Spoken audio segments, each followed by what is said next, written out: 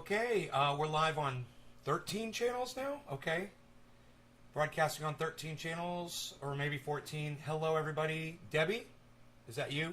Debbie, is that you, Debbie? Who is that? I don't know yet. My chat's not up. Nick Brown. Hello, Nick. He's the first. Hello, Nick. It's Nick Brown. Hello. Hippie Chick is second. Hello, Hippie Chick. Hello, hello. So I just want to say this. Joy Ann Reid is a racist. Okay? Yeah, she's a black woman, but she's a racist. Like Tim Black is. He's a black guy, but he's racist. You know black people can be racist too, right? Yeah, well, Joy Ann Reid is a racist, and I want you guys to hear what she says. Right here. Listen to this.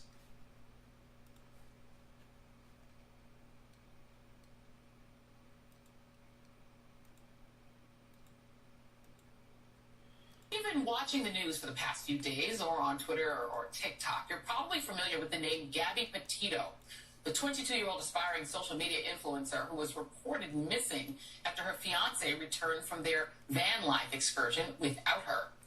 On Sunday, human remains believed to be Petito's were found in a national park in Wyoming. An autopsy is scheduled for tomorrow to confirm the identity. Now, it goes without saying that no family should ever have to endure that kind of pain. And the Petito family certainly deserve answers and No, but Joy Ann Reid is about to take everything that she just said, that the family deserves justice, and they deserve, to know what happened. Now listen to what she's going to say. And I don't even know what she's going to say, but I have a feeling. So let's see how good I am. Justice. But the way this story has captivated the nation has many wondering, why not the same media attention when people of color go missing? Yeah, maybe you people don't deserve all the attention you're getting for your daughter. You have every right to find out what happened to your daughter, and you have every right to justice, but, why are we trying so hard? You just completely reversed what you just said, Joy Ann Reid. You understand that? So let's go back and listen to her doublespeak. Pain. And the Petito... Now, it goes without saying that no family should ever have to endure that kind of pain. Oh, it goes without saying? Well, it's kind of funny, the fact that you even bothered to say it, because you don't even recognize the words that you're saying right now, Joy Ann Reid. It's like you're reading off a script that you never read, and you never comprehended. This fucking racist cunt bitch. And the Petito family certainly deserve answers and justice. But the way this story has captivated the nation has many wondering, why not the same media attention when people of color go missing? Well, the answer actually has a name. No. Maybe it's because the girl was famous, people followed her on the internet, and they're familiar with her, and they were actually looking at her like a member of their family. You stupid fucking cunt bitch. You ever think about that, you dumb fucking cunt bitch? You ever think about that? This is not making sense to some of you. That's fine. Move along. Move along if this does not make sense to you. Move along. Joy Ann Reid is a fucking racist. I'm calling out for racism. If you got a problem with that, move along. It's cool. You don't have to be here. This is how I do it. And if you don't like it, move along. If you want to hear this cunt get called out for the racist cunt that she is, stick around. Because there's more where this came from, I'm sure. We're just getting started. I want to hear her say this again. But the way this story has captivated the nation has... Oh, how dare it captivate the nation? How dare it? How dare it? She's not satisfied. She's not happy that some girl captivated the nation and it wasn't her. Many wondering, why not the same media attention when people of color go missing? Well... Why not the same media attention? When a famous YouTuber, TikToker, Instagrammer, I don't care what the color of their fucking skin is, I don't care where they're from, when they go missing, people give a fuck. It's because they've got millions of followers, you dumb fucking cunt. You stupid cunt bitch. Oh, this cunt should definitely rub you the wrong way. These racist black people drive me fucking crazy. It drives me fucking crazy. This is going to be the hill that this cunt is going to stand on because the media paid too much attention to a white girl for her taste. Get the fuck over it, bitch. How about that, you cunt? Get the fuck over it. All right? Too bad. You know? Fucking sucks to be you. She had a following. She was a podcaster. You know, a lot of people gave a fuck about her. It's not the fact that she was white. It's the fact that she changed lives. She touched people, and they loved her. That drives you crazy, doesn't it, Joy? So now you're going to attack her for being white? Let's find out. Well, the answer actually has a name. Missing white woman syndrome. Actually has a name. Missing white woman syndrome. Missing white woman syndrome. Missing white woman syndrome. Really? I've never heard of this. So if it has a name, let me look it up on Google. Let me just find out. Let me find out. Missing white woman syndrome. Definition. Wikipedia. Missing white woman syndrome is a term used by social scientists and media commentators to refer to the observed disproportionate media coverage. Oh. This was posted 14 minutes ago. You don't believe me? So some cunt, fucking feminist cunt bitch decided to go on Wikipedia and create the fucking term. And Wikipedia obliged and said, sure, make up your own fucking terms and give it credibility. I want everyone to look right here. 14 minutes ago. If we had done this show 20 minutes ago, the term missing white woman syndrome wouldn't have been a thing yet. But because Joy-Ann Reid said it's a thing, some dumb cunt got on the fucking internet and wrote it into Wikipedia to try to back her up, to back up her fucking straw manning. 1 day ago, how the media repeated missing white woman syndrome. Missing white woman syndrome.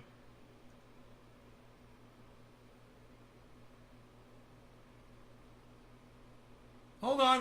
No. It is a term that's been around. Wait. Whoa. No, it's a term that's been around. Okay, so it gave me the top links. Okay. Hold on. This has been around since 2016, it looks like. My bad. Hey, Joy-Ann Reid, you're still a dumb cunt. Fuck you, you racist cunt. Doesn't change a thing. I'm wrong about this one thing, and I will admit it. Okay, racist white woman, missing white woman. I love that I fucking totally fucking Freudian slipped on that shit. Missing white woman syndrome was being talked about in 2017 about Natalie Holloway. In recent weeks, the stories of missing black and Latina girls sparked an outcry on Twitter. Okay, my bad. Joy-Ann Reid did not make up the term. My bad. It's been around. Okay, let's keep listening. Let's keep listening to this racist cunt bitch. The term coined by the late and great Gwen Ifill to describe the media and public fascination with missing... Oh, I should have just kept listening for a few seconds and she would have told me how long the term's been around for. How funny is that? I do my own research. I don't rely on cunt lying racist bitches to fucking give me my information. I Google that shit for myself, and all of you should never take some lying cunt like this as word on face value, ever. She's a fucking racist lying cunt bitch.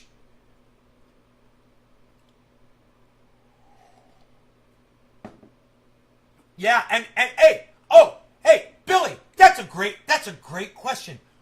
Why isn't Joy-Ann Reid reporting on it? She's just talking about her racism right now. Why isn't she reporting on the missing black girl in where did you say that was? In Knoxville? What's her problem? She doesn't want to report on the missing black girl in Knoxville. She'd rather complain that the MSM never talks about missing black girls on mainstream media. Is this the most hypocritical, hilarious bullshit you've ever seen? This cunt, this dumb cunt, and I'm just going to stop at that. Let's keep going. This dumb cunt. White women like Lacey Peterson or Natalie Holloway, while ignoring cases involving missing people of color. Like you are? Like you are right now? Is race a part of national coverage? 100%. And the cases of Natalie Holloway and Lacey Peterson were actually sensationalized 2 decades ago. But what the entire media is missing here is that they were second to this story, not first. The reason that Petito's case gained such salience online is it was born of interest online. TikTokers, YouTubers, Instagram people, they considered Petito one of their own, and they got involved in the case to... I haven't even watched this segment yet. He's repeating exactly what I just told you. Do you guys realize that? I'm like a goddamn professional commentator, man. I should be on a show. I will give you the best take on anything before anybody else gives it to you. I promise you that. The only reason he's saying that is because he's right. And it's just common sense, guys. And I came up with that without hearing him say it. That's why more people should be watching me and not this stupid fucking cuck bitch that lies to his audience constantly. Yeah, UFOs are visiting us, everybody, says Sagar. Oh, the proof is in. The Pentagon proves it. We've got UFOs and there's aliens. A good piece of ammo is in my inbox on Twitter. Piece together the pieces Ammo? that the cops had very obviously missed. And here's the thing. The facts of this case are actually crazy. After Petito's family lost touch with her in August of 2021, her boyfriend showed up back in Florida 2 weeks later with the van that they were traveling in. And she wasn't there. Obviously, they had a lot of questions. What's going on, Brian? Where's Gabby? Then, police showed up to his house to ask him, and he wouldn't talk to them. According to the Petito family, he wouldn't talk to them either. On September 15th, after Brian was named a person of interest in this case, he also went missing, according to that family, and nobody knows where the hell he is today.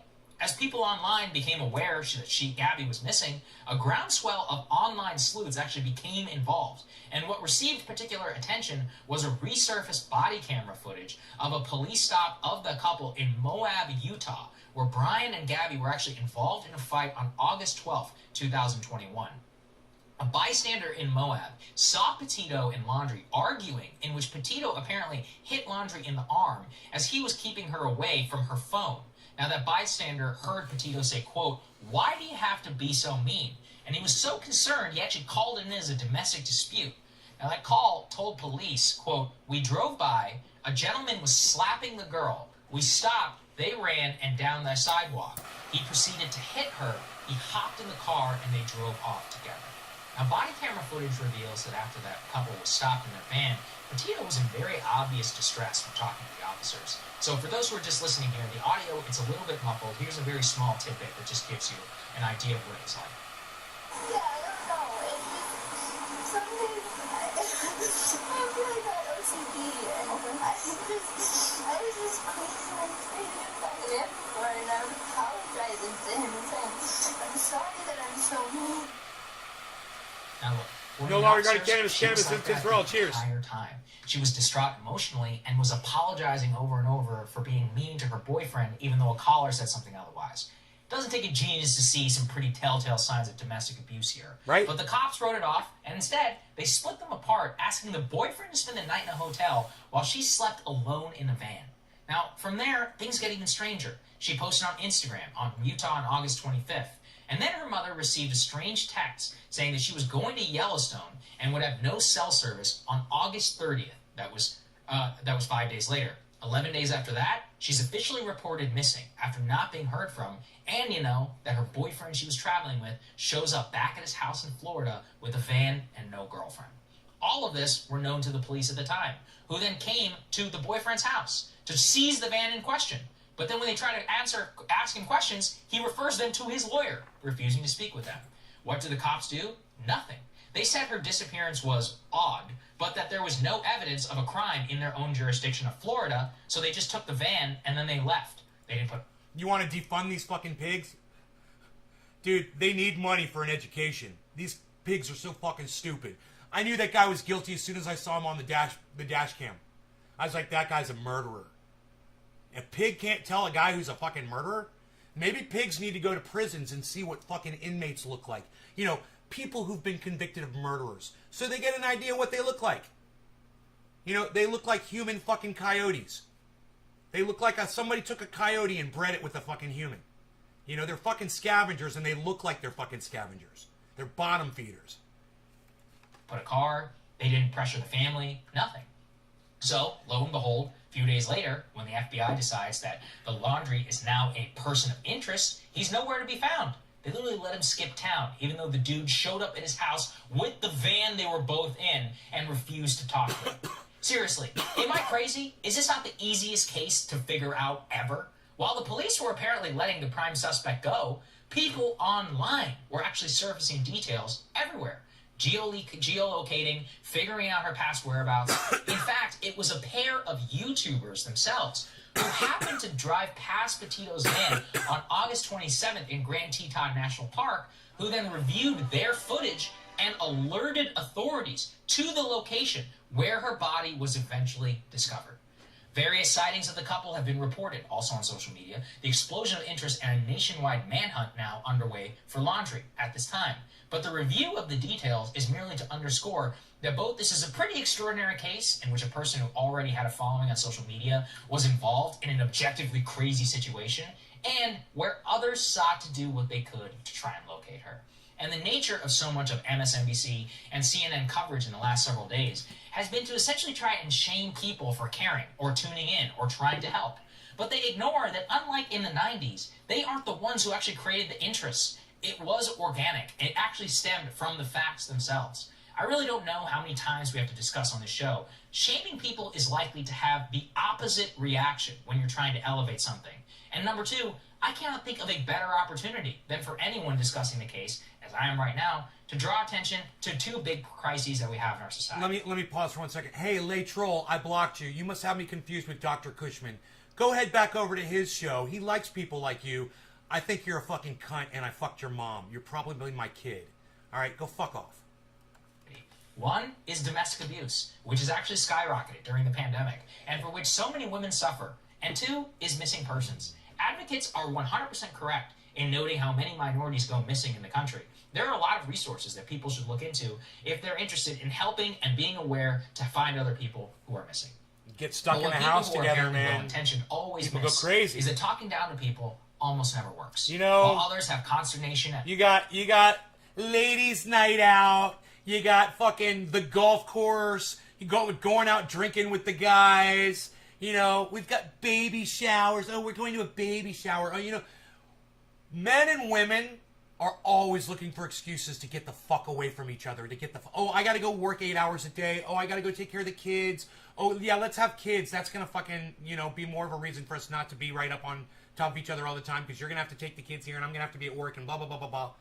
You guys are just looking for excuses because we can't stand each other, man. Once we realize that about each other, this is what happens. Life has changed, man. You're gonna have to be more tolerant. I'm having to become more tolerant. Y'all are gonna have to become more tolerant of each other if you want your relationships to last. You need to fucking learn patience, man. You gotta learn to not be so narcissistic and not make it about yourself all the time. At looking at the interest in the case, I actually see a good thing. The authorities failed Gabby Petito, but a lot of people stepped up to try and bring closure to her family, and hopefully justice for her murderer. And I choose to see hope in that, and I see it as a spirit that perhaps that we can build on and help as many people as possible. I'm curious what you think, Crystal, because I think the reflexive nature to be like, oh, really? This white girl. Are you curious? Hey guys, thanks so much for watching. Yeah, he's so curious, so they fucking cut her off at the end of the goddamn show. Hey, Crystal, what do you think? Hey guys, thanks so much for watching. Shut up, Crystal! Change that goddamn ending on that fucking video. It sucks, and you sound like a fucking lunatic. Hey guys, thanks so much for watching. Hey, can we listen to that over and over and over and over and over again, please? That's right, you think, Crystal, because I think they're girl. That's right. Thanks so much for watching. That's right. Thanks so much for watching. That's right. So much for watching. That's right. Guys, thanks so much for watching. That's right. Hey guys, thanks so much for watching. That's right.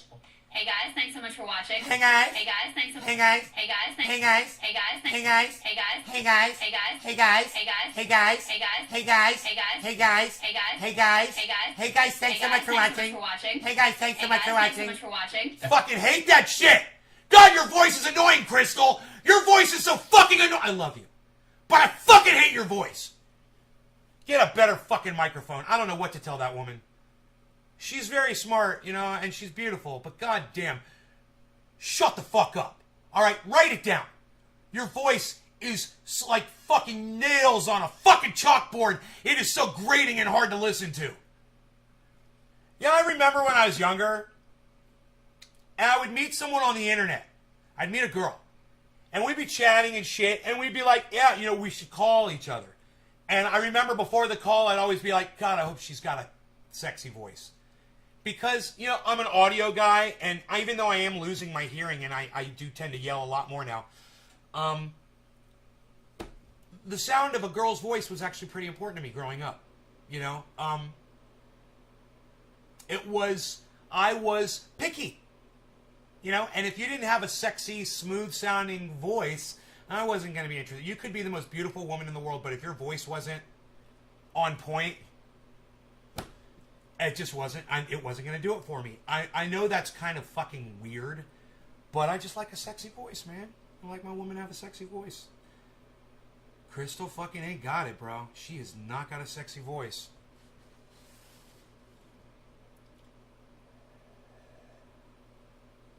You know, you're like, hi, and they're like, hey, and you're like, hey, yeah.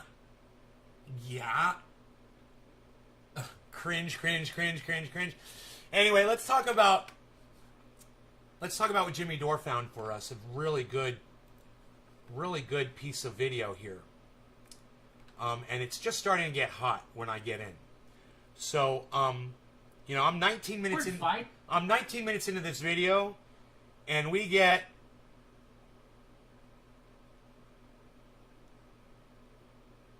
Okay, we're going to take it from here. We're going to go 2-3 minutes back to catch you all up. And you guys are not going to believe how corrupt Hillary Clinton and you know, they're corrupt, right? But the extent of corruption, it goes so far and so deep. And Jimmy Dore gets a whole bunch of it here because he's reading somebody's article. And I don't know who to give credit to. It might be Glenn Greenwald. It might be somebody else. So credit to whoever that is, and we'll probably get that in this report. But let's pay attention to what Jimmy's going to say for the next few minutes, okay? And we'll smoke while we do it.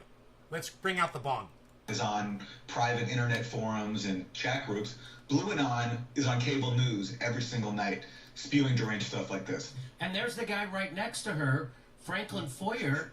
There's the guy there's the guy who took the bogus story from the Clinton campaign, published it. He knows it's a bogus story. So does he, and they're all sitting there lying. And you wonder why people don't trust the news? You wonder why people get their news from potheads on YouTube? You wonder why people do that? This is why. They're lying with straight... This is 2 years after that story was known to be untrue. There it is. And I just want to show you what WikiLeaks revealed. That the Hillary Clinton and the Democratic Party has a long list of their toadies that work for them in establishment media, right? Exclusive new email leaks revealed Clinton campaign's cozy press relationship, off-the-record Manhattan cocktail parties, planting stories with friendly journalists, all of it laid bare. And that's by Glenn Greenwald. And I just want, here's how they place the story. As discussed on our call, we are all in agreement that the time is right. Place a story with a friendly journalist in the coming days that positions us a little more transparently while achieving the above goal. Who should we have do it? We should have has a very good relationship with Maggie Haberman of Politico over the last year. As discussed on our call, we're all in agreement that the time is right. Place a story with a friendly journalist in the coming days that positions us a little more transparently while achieving the above goals. We have a very good relationship with Maggie Haberman. Now, let me tell you something about Maggie Haberman. The first time I heard her, I was impressed. She got in with Donald Trump and she exposed him, and I was like, that's some good reporting. And then, as time progressed, I started listening to Maggie Haberman because of that, right? And I started realizing, man, she's like a shit lib. She's a total fucking shit lib. In other words, she can't see the left for any bad that they do. At all. So when someone on the left fucks up, she won't talk about it. She chooses to not have that discussion. Right?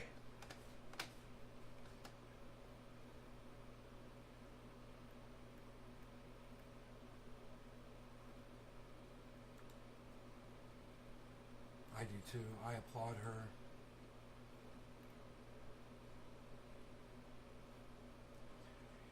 There's an upside. There could be a nameable strain in there. Where is this girl from last night? Okay, a slot that passed while I was working. Yeah, sounds like you're really interested. How the fuck was I supposed to know you were working?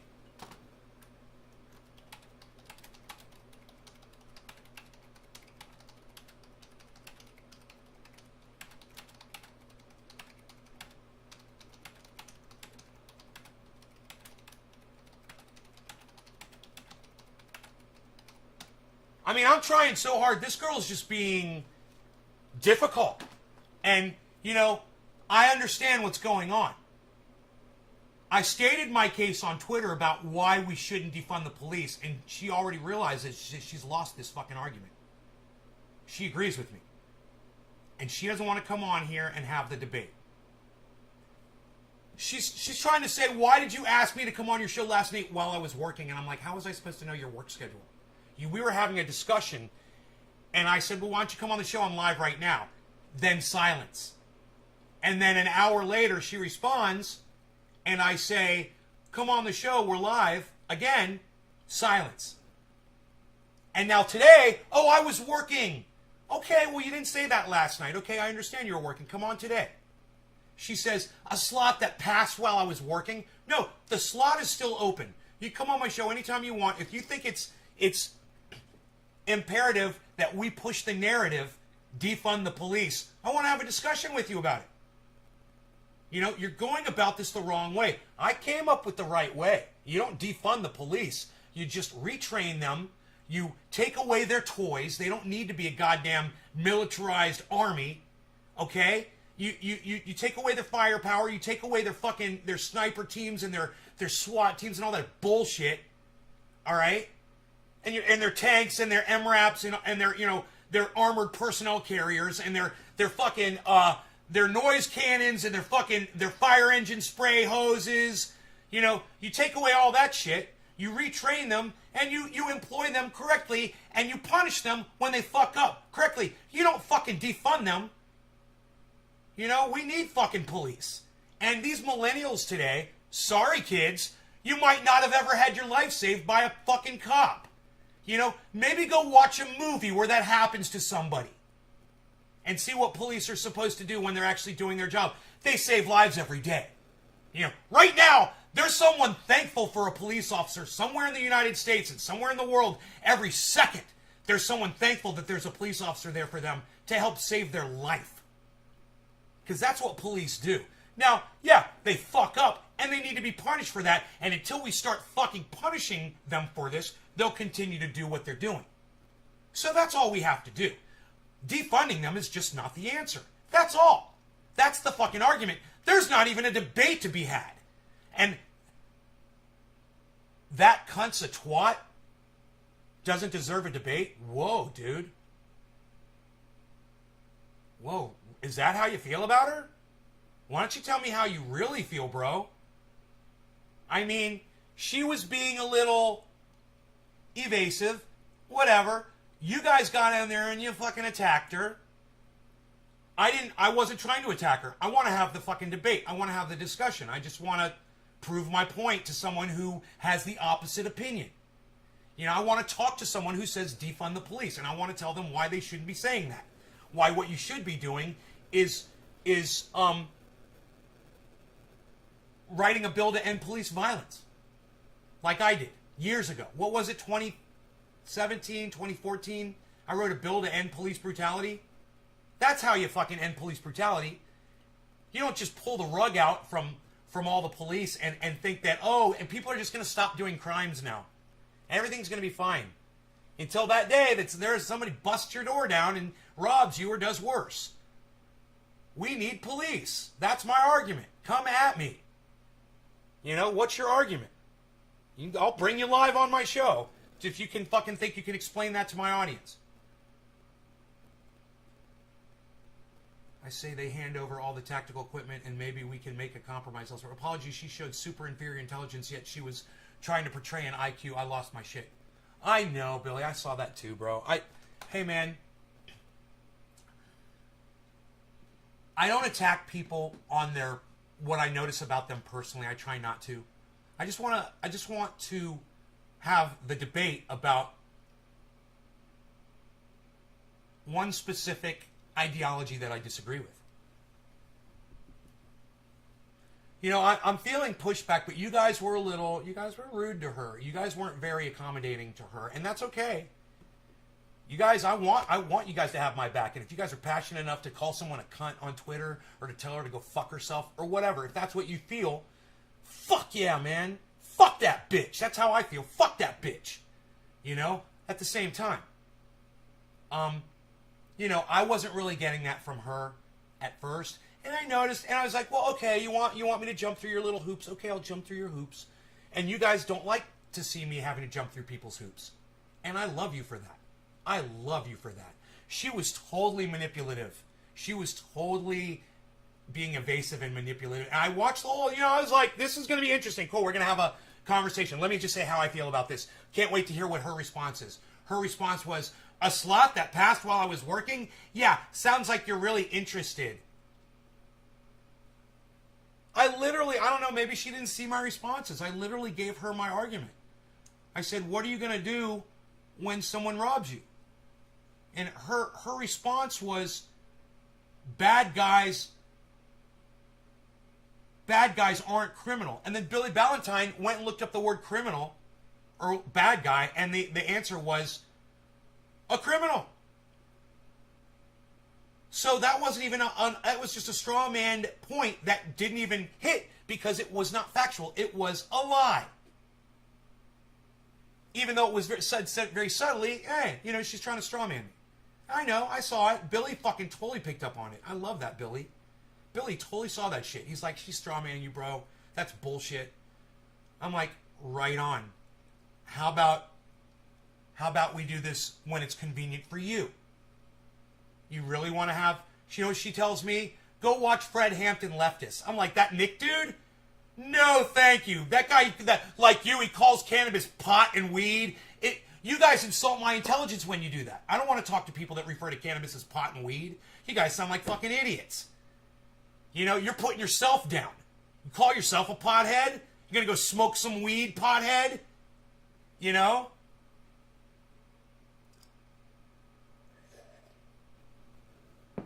So, you know, that insulted my intelligence more than anything. Actually. And then I kind of had enough of her. I'm like, oh, you refer to it like that and you just sound like an idiot. And I don't even want to talk to you now. You know? Use cannabis. She said cannabis. I didn't notice. What, Dave, do you feel like Hildy started saying cannabis because she heard me calling it only cannabis, so she started calling it cannabis? Was that what happened? I didn't go back and watch the interview. I just watched the first few minutes and turned it off. Because it started getting me. I was like, I can't watch this.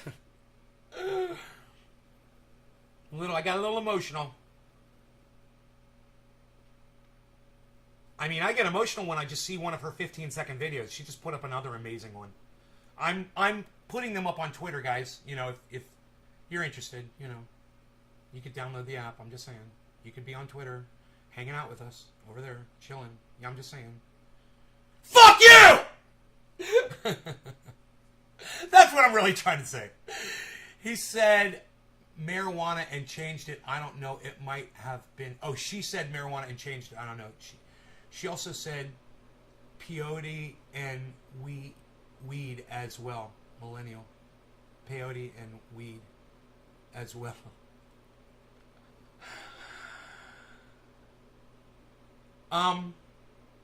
Yeah.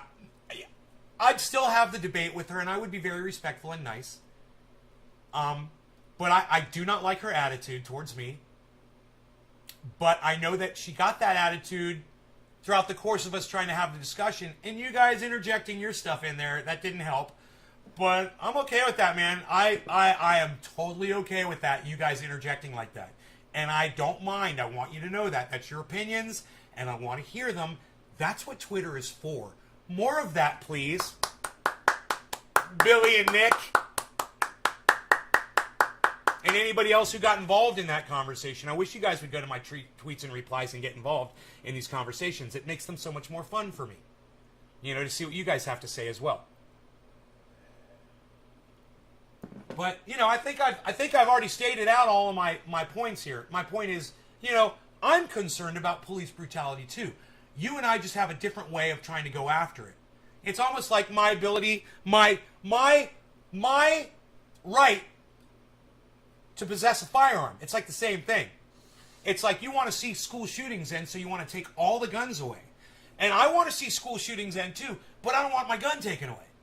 Right? I want to come at this at another way. Maybe fortify the schools, you know, like you fortify a bank. How often does a bank get a mass murdering in a bank? How often does a mass murder occur in a bank? Right? Well, you care more about your money than you do your kids. That proves that point, America. You care more about your money than you do your children. How dare you have children? You know, okay, you're taking really good care of your money in that fortified banking institution.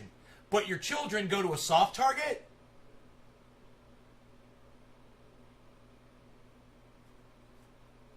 I don't know. Dude, am working. You can ask me when I'm available via DM, and I'm ET and I work several jobs. If you really cared, you'd approach me with respect. This is clearly a bunch of retired dudes who want to rag on me, and I don't have time for bad faith attacks. You opened your... Hey, I'm glad you're watching, millennials. Listen. You opened yourself up to an attack when you came at me with your shit attitude from the very beginning. You know, you came at me with attitude, and I caught up on it. I totally got your attitude. And I was like, look, if you want to allow my audience to contaminate our conversation, that's on you. You know, that just means you have a thin skin, and maybe you need to improve your boundaries. I recommend you do that. Especially if you're going to, you know, get on the internet, put yourself out there, and put opinions out there that are stupid, like defund the pigs. That's just idiotic. You rely on police every day of your fucking life. You might not think you do, but you do. You're in a job right now. What happens when somebody breaks in there or the burglar alarm goes off there? You know, what happens when somebody leaves a car in the parking lot where you work, you know, abandons it? What happens when somebody dumps garbage? You know, what happens when there's a vagrant? You know, you have a homeless person and they're defecating and pissing on your front fucking steps of your job. Are you going to take care of that, millennials? It doesn't make sense. You know, we could easily have this debate by you texting me on Twitter and me saying my points on here. Easily. I don't have you on my show. This would take 3 seconds. You rely on the police. You know, it's like saying, hey man, I want to defund the oxygen that I breathe, that I rely on. Yeah, sure, some people choke to death while breathing oxygen, but that doesn't mean that, you know, hey, let's just take all the oxygen away. Maybe people won't choke to death anymore. And while that's true, we'll all be dead. And in this case, you know, you take all the police away and, you know, criminals out there, people that possess guns, people that have baseball bats will start showing up at other people's homes and taking their shit. When there's nobody to call. I mean, I don't understand why this is even a thing. Defund the police, it was never thought through. You know, you might have 1 million people behind you that say defund the police, but that doesn't make it right. I suggest when you're disappointed because I'm once again at work, don't assume I don't have things to say. You all literally have nothing better to do during the day than harass the working class and live stream with each other. So if you're just looking to circle jerk, glad I missed you. I'll give you a voice on here. I will read your tweets to my audience. You're not making any sense. All you're doing is you're attacking me and my audience, and you're not talking about this subject at all. You're making this all about you. Kind of millennial-esque of you, huh? Are millennials known for being narcissists?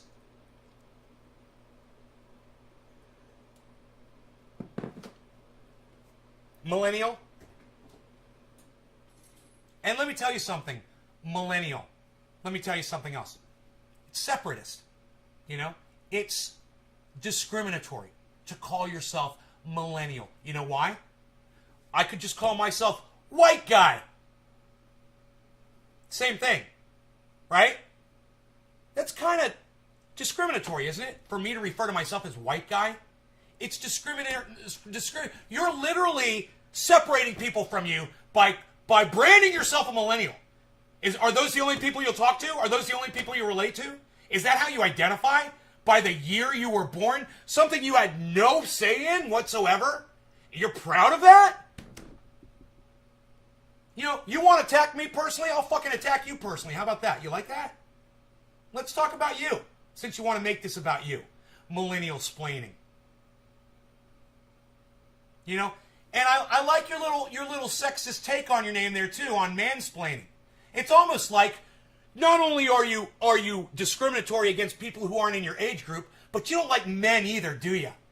You're using that mansplaining. You literally took on the name. Yeah, that is your identity. Mansplaining, but now it's millennial splaining. Huh. Isn't that kind of funny?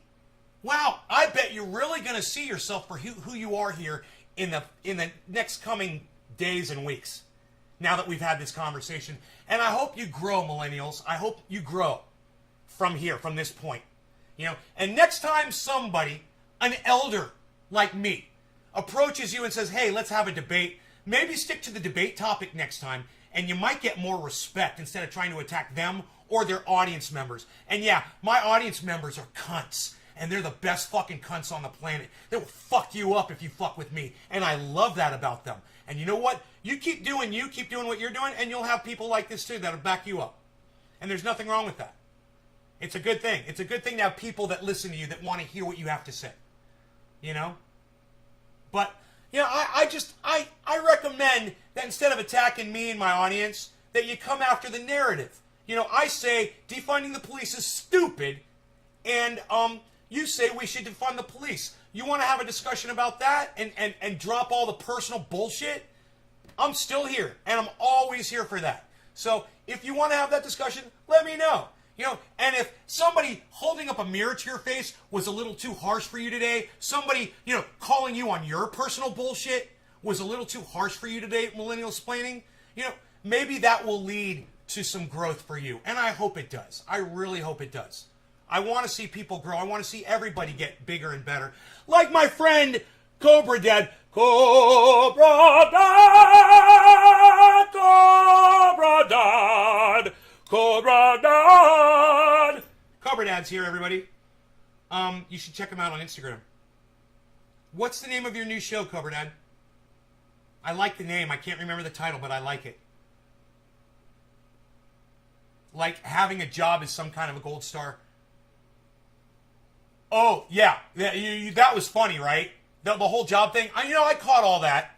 I just glazed over it. I don't even want to get into it. I'm not here to dissect her or what she says at all. I wanted to have a conversation about, you know, how stupid it is to say to start a hashtag defund the police. It's just stupid. You know, when we should be ending police brutality and not defunding them. You just want to look at one aspect of policing, and that's fine. You don't fucking try to bring the whole goddamn thing down, man. It accomplishes nothing. God damn, man. I hate the fucking pigs more than anybody. Trust me, man. I fucking spit on a pig. I fucking hate them. But I also understand there's I hate getting a fucking needle in my arm too, but there is a fucking need for that. We don't necessarily like the things we need, man. Jagged, bitter pills that we have to take. Get used to them. You know, sometimes police do good things. And it's for that we have a use for them. For all the good that they do. I don't like to give them any recognition for that at all until they stop doing the bad, and I refuse to give them any recognition for the good they do. I just won't do it. Until this changes. But you threatening to defund them, that's only just creating a bigger gulf between us and them. And that's not fucking solving anything. That's just taking power away from you. It's taking your power away when you say defund the police. Number one, I'll tell you why. Number one, it's not going to happen. Nobody's going to defund the fucking police. You're an idiot for even saying it. So, based on that alone, number two, you're wasting everybody's time. But most importantly, you're wasting your own time because you could be like me working on the solutions to this problem, actual solutions, instead of some narcissist fucking echoed bullshit you got off a meme on the internet.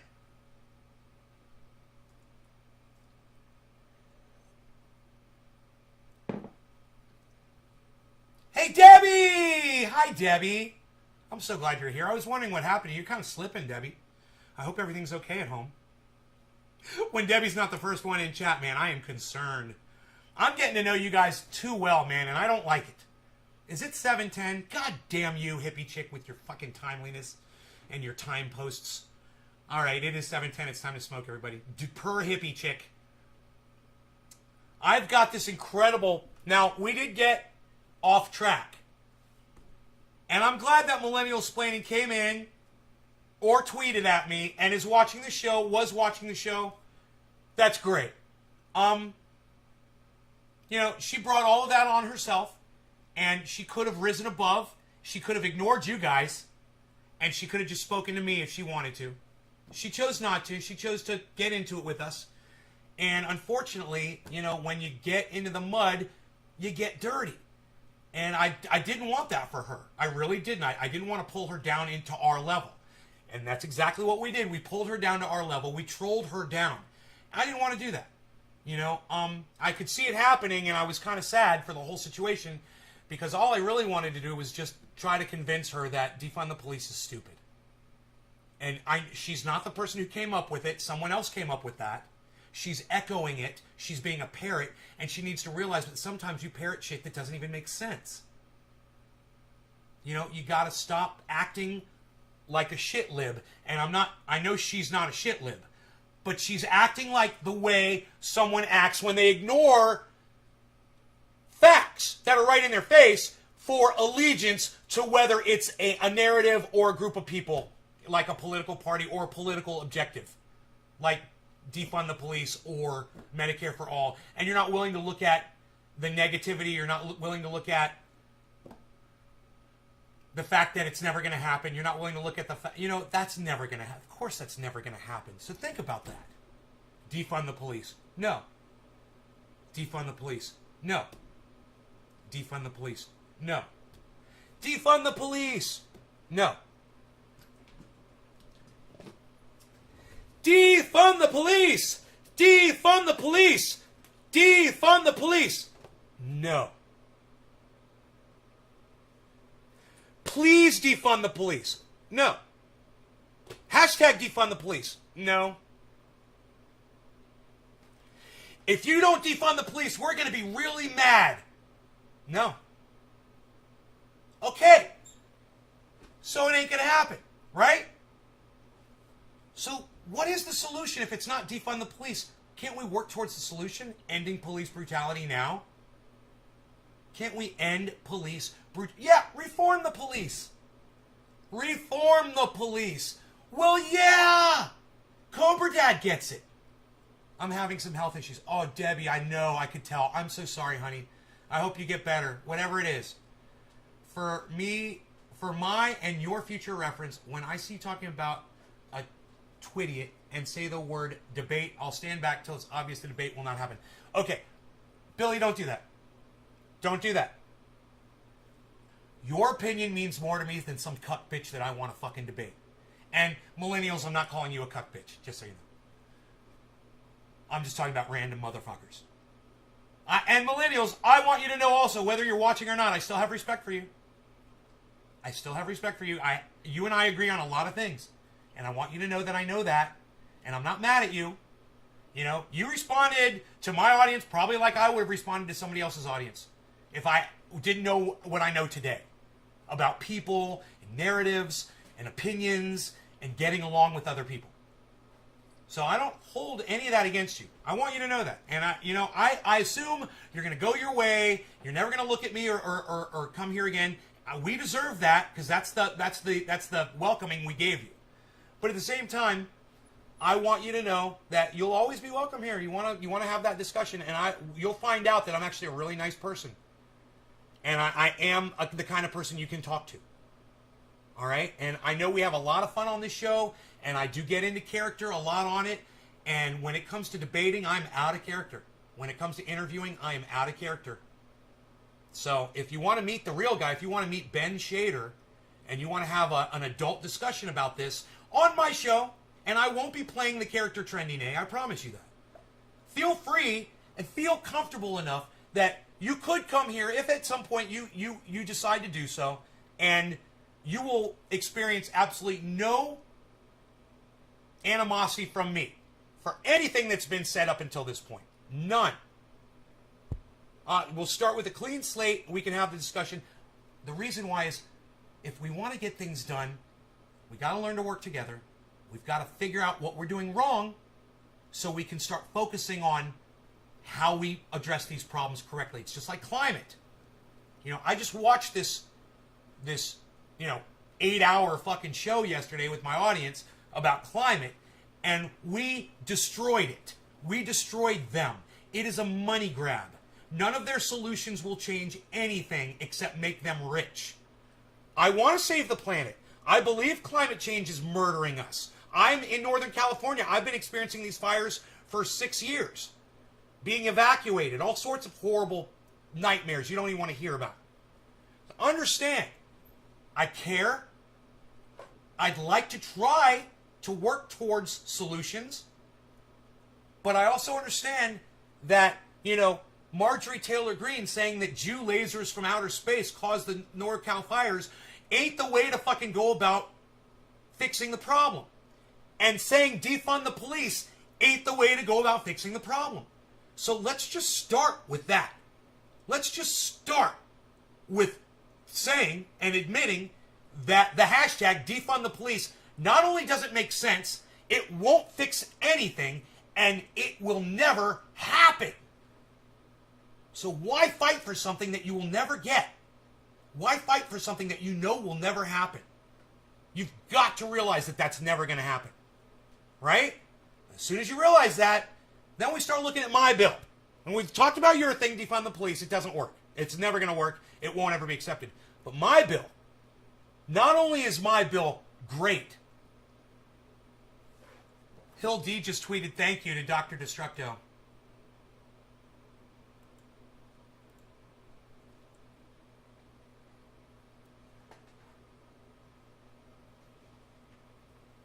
Not only is my bill written fairly well and addresses the problems and would solve the problems, my bill has been copied after I wrote my bill by Bernie Sanders, and some fucking cunts in Washington came up with a bill, and some fucking cunts in California came up with a bill very similar to my bill.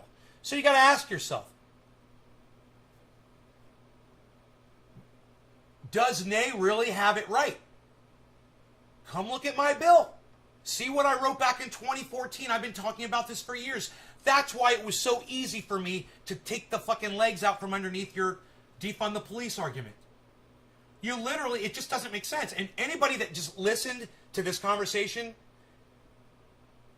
with common sense and isn't some kind of a defund the police shit lib, and I'm not saying that it's a shit lib, I'm saying that it's a blind person to defund the police, right?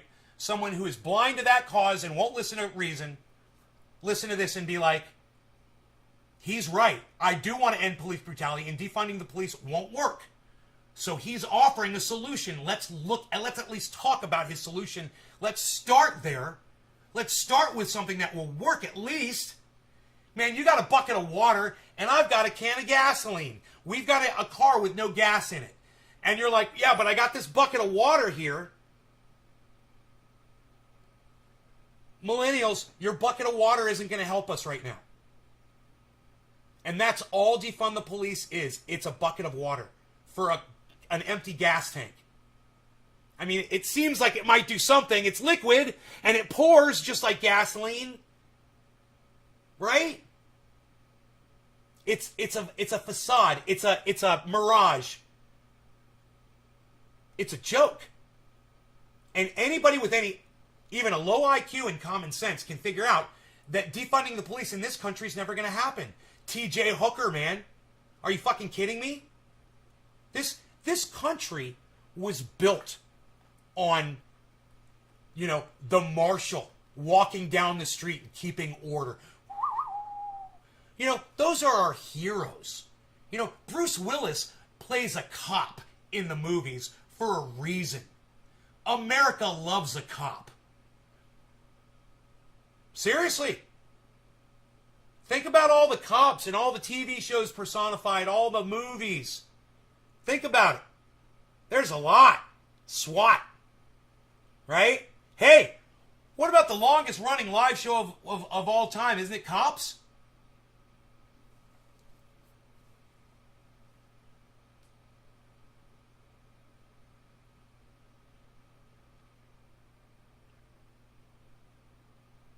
The name of the show is literally Cops. I don't know if it's the longest running show, but it has been around for a long, long time. I don't know if it's still going. People love Cops. And, you know, we would watch Cops. We'd get high and watch Cops at night. And then we'd go out in the street and protest cops for beating up what we perceived to be a bad guy or gang member or rapist or, you know, someone that was just disobeying the law. How dare they? You know, how dare they disobey the law? We never went out in the streets and protested it before. We love cops. So you're not going to defund them. I don't care how many people you get on board. You're not going to defund the police.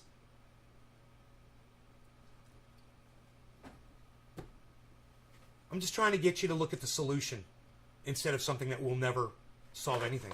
Something that won't even get off the ground. You think you have an argument for all of that? I want you to write it all down in a tweet and tweet at me. No, I'm just kidding. If you think you have an argument for any of that, you're more than welcome on my show anytime.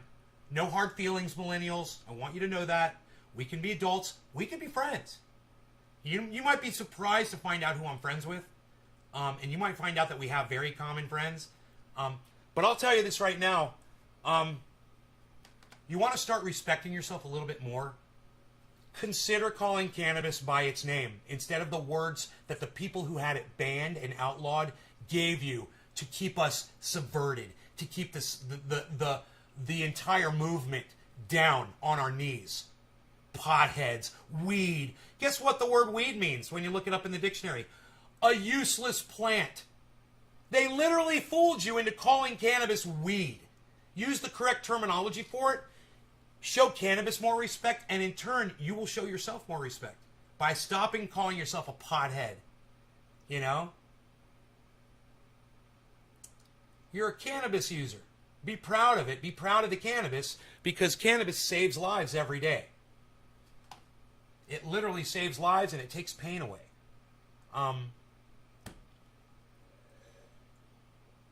You know, today I smoked some dabs and didn't kill somebody. I'm telling you, it's been saving lives every fucking day. She's taking so much heat for so many, but she keeps doing it. That's right. She does take a lot of heat, and that's why she could use your support, guys. Hill D, please be one of those people that follows her and supports her and retweets her and re-TikToks her and does all that shit. Or, like Billy, mimics her. Please. She's one of the good ones, man. She's one of the good people out there. She's trying to do the right thing, and you guys could help get her message out there. You know? Arnold always is a cock. Vincent Vega. Forge Clooney. Usually a thief. Rambo. Unruly soldier. Vin Diesel. Illegal drag racer. Vin Diesel. We love dicks. Cannabis and Kaveffi. Breakfast of Champions. That's right, Enoch. I know it takes pain away. That's right. I was just about to rub some on my shoulder. Here. Take some pain away right now. Let me lower this camera down a little bit. Here we go. Oops. Whoops. Sorry, guys. Hit the mic there. I think I'll put some here first. That keeps my chin nice and soft. Because of this beard, my chin has started to dry out a little bit over the last few years. And I put a little bit of this on, and that problem has gone away almost completely. It's amazing.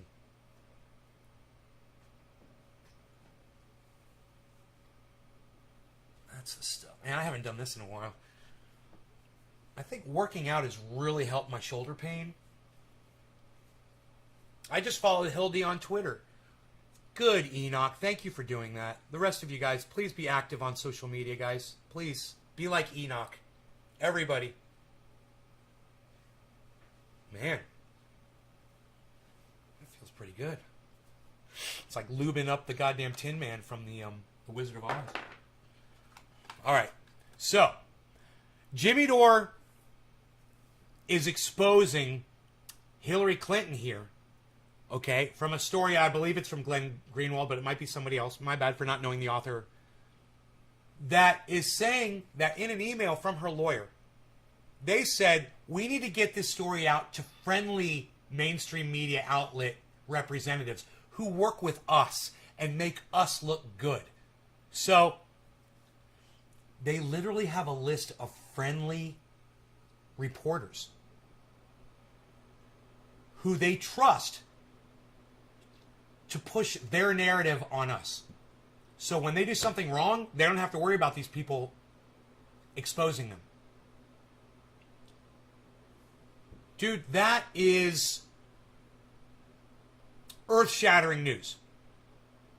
Because on a personal perspective, I didn't realize that politicians and reporters had these kinds of relationships. That's the kind of relationship that a politician has with a lobbyist to push influence. As it turns out, and you're about to see the names of all the cunts, it goes way deeper than corporations. It goes right into the mainstream media, and it oozes out of your television sets, your internets, and your radios, everywhere you get this bullshit from. Listen to what Jimmy Dore is about to say. And I'm sorry to have to take you guys so far away from this and bring you back in. Let's try to stick with me on this. All right, here we go. We have had her Bong tell rips. stories for Cheers. us before and have never been disappointed. While we should have a larger conversation in the near future about a broader strategy for re-engaging the beat press that covers Hillary, for this we think we can achieve our objective and do the most shaping by going to Maggie. And I just want to show you, here's the list. Here's a list of the journalists that were working for them. Columnists, pundits, Kiki Finney from The Lead, This Week's Work, Just to Start. Additional surrogates, Philippe Padet. Okay, so Dan Balls, Wolf Blitzer, Gloria Borger, Mika Brzezinski, David Brooks, Gail Collins, John Dickerson, E.J. Dion, Maureen Dow, Ronan Farrow, Howard Feynman, Ron Fournier, Mark Halperin, Chris Hayes, John Heilman, John Carl, John King, Mara Eliason, Rachel Maddow, Ruth Marcus, Chris Matthews, Dana Milbank, Andrea Mitchell, Nora O'Donnell, Robin Roberts, Eugene Robinson, Charlie Rose, April Ryan, George Snuffleupagus, Robin Sproul, Carol Tumulty, and Jeff Seleni. That's just the... He said George Snuffleupagus, guys, instead of Stephanopoulos. Did you guys catch that? You guys, at the top it says, this list needs work just to start. This is a list of everyone that they feel comfortable with to push their narrative. Oh, Wolf Blitzer, the head of CNN. Rachel Maddow. This is the Clinton campaign, guys. Dude, mainstream media was working intertwined with the Clinton campaign. They were fucking intertwined. It wasn't just, hey, we got a good story for you. No. It was, you give us a good story and we'll make sure to make you guys look like fucking angels. That's the deal. That's a long list. Mika Brzezinski from MSNBC, from Morning Joe. Dude, they had every single fucking one wrapped around their finger, man. He's like, any one of these ones will do. Any one, just fucking hit any one of them up. They all got our back. Hey, here's some lies about Russiagate. Will you guys put them out there for us? Sure, and we'll make you look like angels while we do it. Maggie Haberman, Wolf Blitzer, John King, Gloria Borger, fucking, I'm going to read off every name I recognize. Mark Halperin, Chris Hayes, John King, Rachel Maddow, Chris Matthews, Andrea Mitchell. You know, I've said good things about some of these people before. Charlie Rose, George Stephanopoulos. Jesus fucked himself. That's just the list we got. That's just the ones we know of for sure. Super sure. Sickening. So I just want to go back to this. So just so you know, that's why no one trusts the media, because they're liars and they're paid by the establishment to lie, and that's what they do. All There it those is. people there Pay attention. are paid liars. Pay attention. Okay. They're all paid liars. According to Steele, All right, it he was says Michael it. So He says Steele it right again. there. Listen. So I just want to go back to this. So just so you know, that's why no one trusts the media, because they're liars and they're paid by the establishment to lie, and that's what they do. All those people there are paid liars. The Again. media, because they're liars and they're paid by the establishment to lie, and that's what they do. All those people there are paid liars. The media, because they're back to this. So just that's why no one trusts the media. That's why no one trusts the media. That's why no one trusts the media. That's why no one trusts the media. That's why no one trusts the media. That's why no one trusts the media. That's why no one trusts the media. That's why no one trusts the media. So that's why no one trusts the media. You guys should be grabbing this video and putting it all over the internet. Not my video. So I'm going to give you a link to this one. All right? Like I said, this ain't about me, guys. And it generally never is. It's about the message. Some of you guys might confuse that. So, here's what I want you to do. There's a link in the chat. If you're watching from anywhere but Facebook, you'll be able to grab that link. It's Jimmy Dore's video. Go ahead and share Jimmy Dore's video. It's got almost 80,000 views. That's pretty good. It should have 1 million.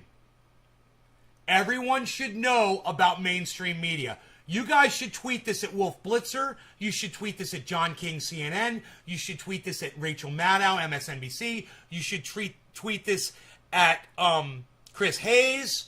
You should tweet it at Gloria Borger. You should tweet it at all of them. And keep, Ronan Farrow's on there too. I missed that. He's bought too. Ronan Farrow. Nice, huh?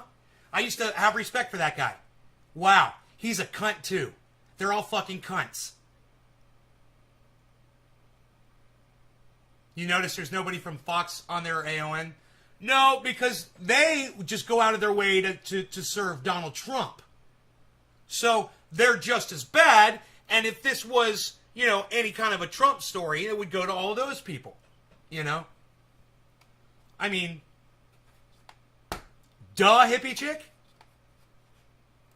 Because they're liars and they're paid by the We're talking about Hillary establishment Clinton, hippie to chick. lie, and that's what they do. All those people there are paid liars. Okay.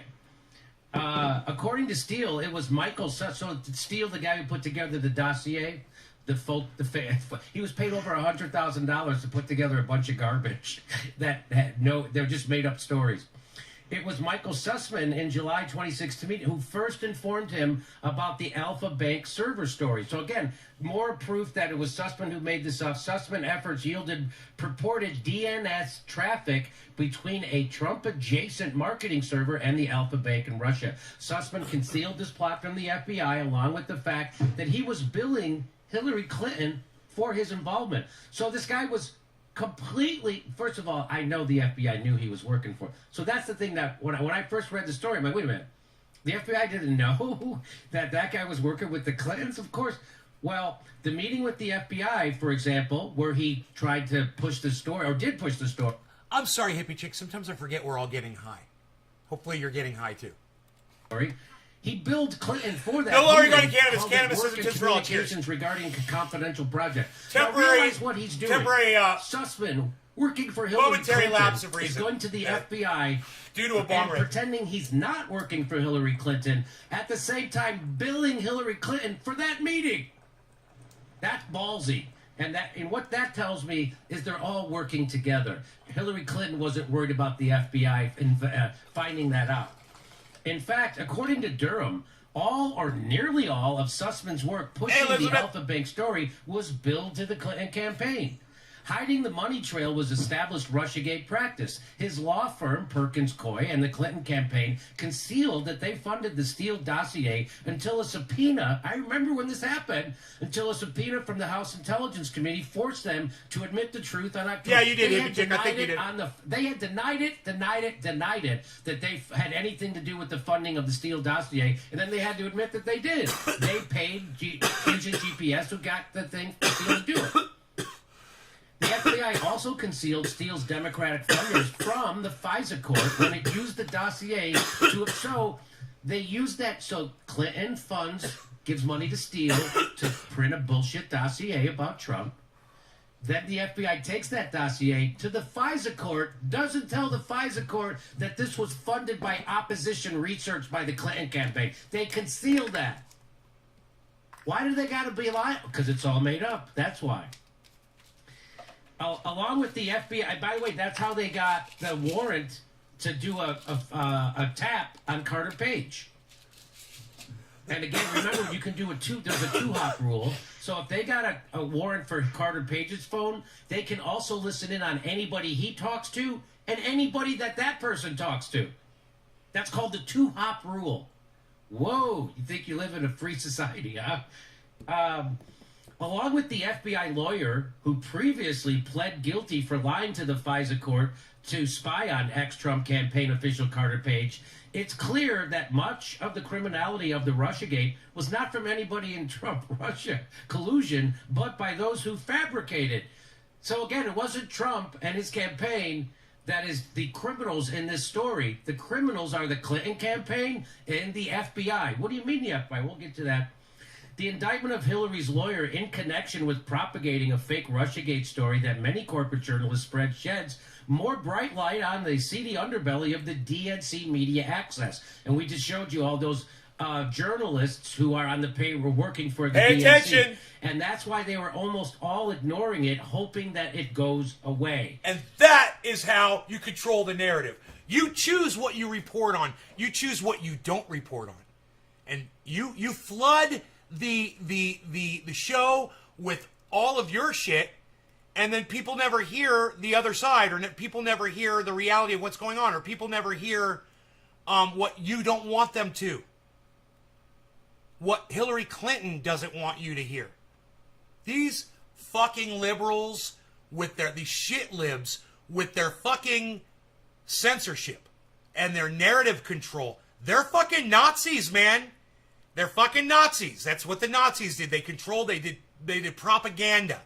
And that's what these motherfuckers are doing. I wonder if Jimmy Dore is going to say propaganda on here, because that's what this is. When you control the narrative, you're producing propaganda. And that's what Hillary Clinton fucking did. With Bill Clinton backing her, and all of those cunts in mainstream media were their fucking army of misrepresentatives for the fucking facts. It should make you sick. This is a huge fucking story, guys. This is way bigger than, mainstream media, favors the goddamn liberals. This connects them and makes them complicit and makes them fraudulent and makes them rotten.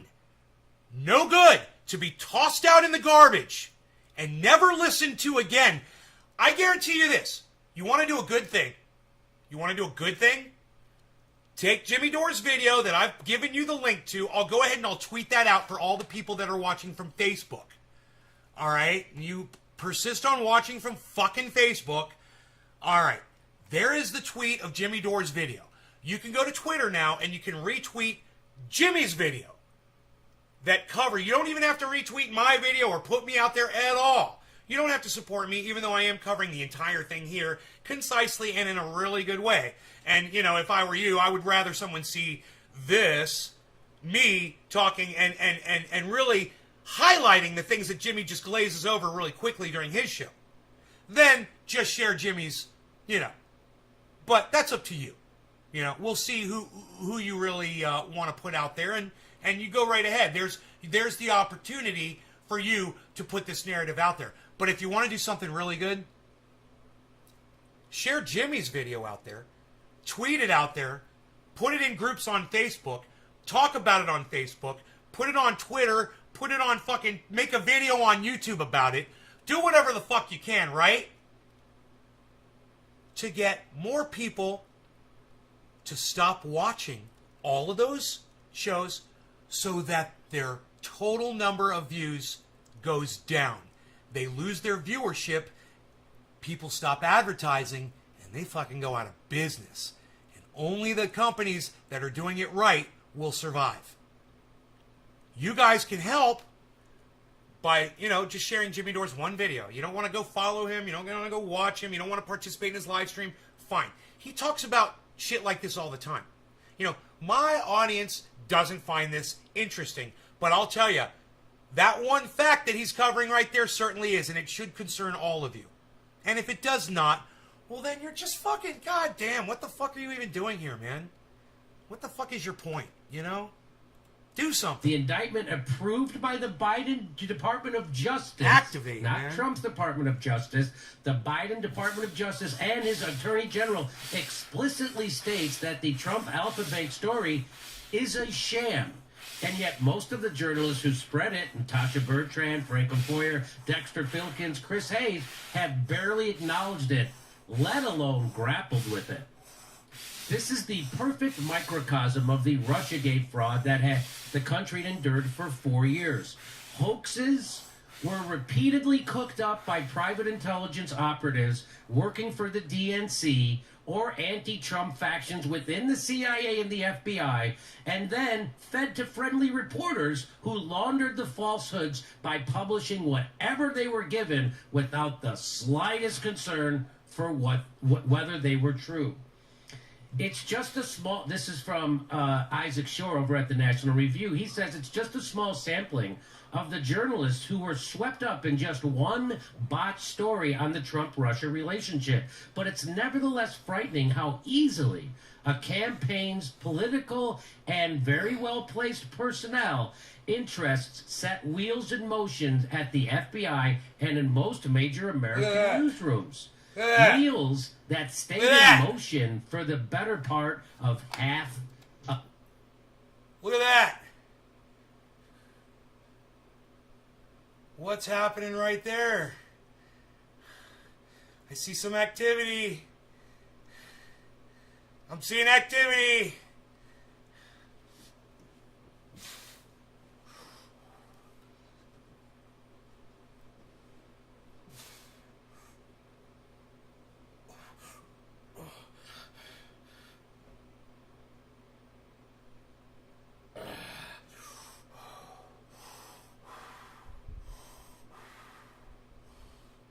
I'm gonna rip that fucking stomach, man. You guys ain't got nothing to say about that, do you? Except for Elizabeth Gordon, who loves me, obviously. I love you too, Elizabeth. Thank you for being the only person who cares. A decade. And this, Glenn Greenwald tweeted this out. Everything you need to know about how the corporate media works in 2 screenshots you want to see. Rachel Maddow rooted for the Steele dossier to be true, and then it fell apart. And then she pushed every bullshit story possible.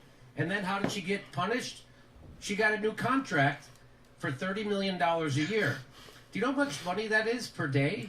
It's $114,000 a day. I'm pretty sure. Check my math on that. It's almost $15,000 per hour. That's what Rachel Maddow makes. What? Almost $15,000 per hour. Jesus Okay. Christ. Now, how did she handle this revelation that this story she and her whole network has pushed that is completely bogus? How did she handle it?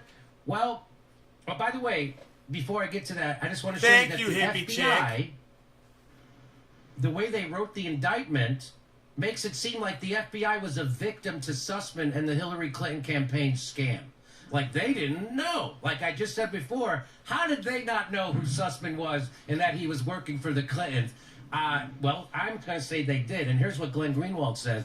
He says that claim that the FBI was the victim and they were duped, it falls short. This claim is dubious for two reasons. It is inconceivable that high-level FBI operatives like Baker Hulk would smash! have been unaware that this Perkins Coie partner was deeply enmeshed with the Clinton campaign better to hug and you DNC politics. That's what I And do. two, the FBI... Hey, Nate, how do you use your guns? I hug my rogie. I hold him tight. I snuggled him this morning. He's over there on the couch. Where is he? Where's my rogie? Oh, there he is. Oh, rogie. I love you, rogie. I want to go over there and say hi to him. You guys want to have a moment with rogie? Let's have a moment with rogie. Just going to have a moment with rogie. Let's go have a moment with rogie. What do you guys say? Camera number 1, camera number 2. Camera number 1, camera number 2. Camera number 1, camera number 2. Let's go have a moment with Rogie. Moment with Rogie. Rogie. Rogie. What's up, peas?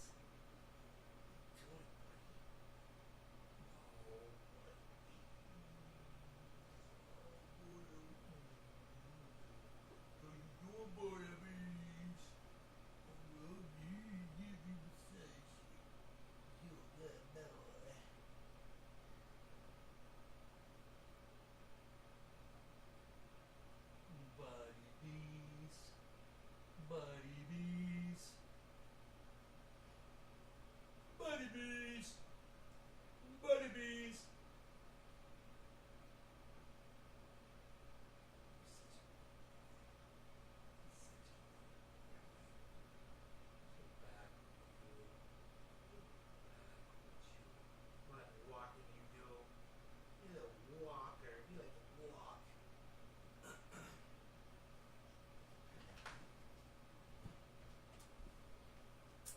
That's my buddy bees. My buddy bees. I love my buddy bees. I loves my buddy bees.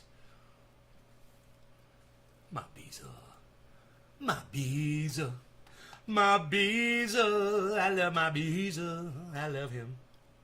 I concluded very quickly that there was nothing to the story, yet never said anything, allowing #resistance journalists How much more to of this? continue telling the public There's still that like this fraudulent story 8 was minutes of true. this left, something like Indeed, that, 7 Sussman's minutes own left. Twitter account reveals an obviously close relationship with that FBI I wonder if he's gonna official, call this James propaganda. Baker, throughout the summer. That's what of I want to hear. I'm going to 2016. speed it up. But the FBI, still under the command of former director James Comey, chose to say nothing about its findings, which debunked the Trump Alpha Bank fraud. So they had already debunked it, yet the FBI kept it to themselves. got And like then they 5 pretended minutes like they now. were the dupes of this scam, when of course they knew exactly who Sussman was.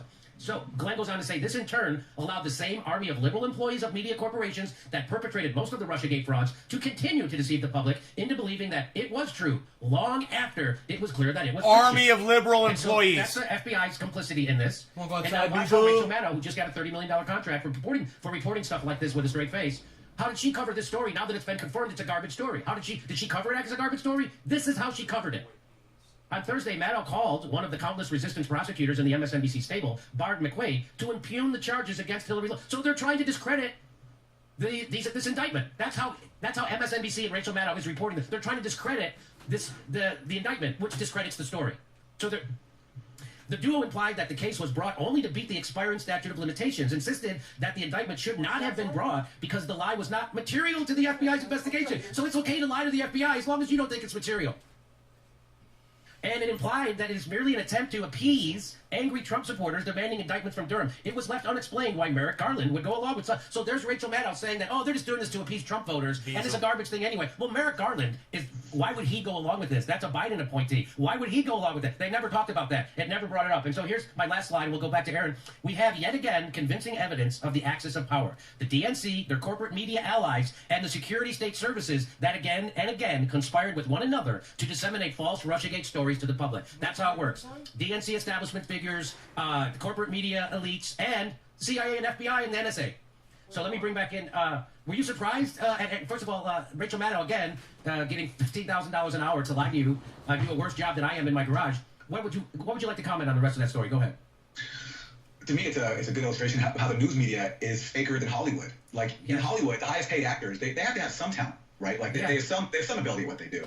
Whereas in news media, the worst journalists possible, the people who like push frauds and lie to their audience constantly, get paid $30 million a year. I mean, that was Rachel Maddow. That was a consequence of Rachel Maddow pushing the dumbest conspiracy theory of all time for 4 years. She got $30 million because it was good for MSNBC's ratings, and the rest of the hosts aren't really attracting anybody. So that's the talent they had to go with. But yeah, it's like it's it just speaks to what a joke our media has become. And on that point, you see this indictment after 4 years, where any single possible development in Russiagate, like a hearing or an indictment, whatever. There was like 10 minutes left. My bad. It was like, my bad, guys. There's a lot more time left. Now we get an indictment for someone involved in pushing a scam to in the service of the Trump-Russia conspiracy theory, and like we're covering it, but otherwise it's been mostly ignored. And people like Maddow and the New York Times have been doing their best to downplay it. The like Maddow did, her story came out.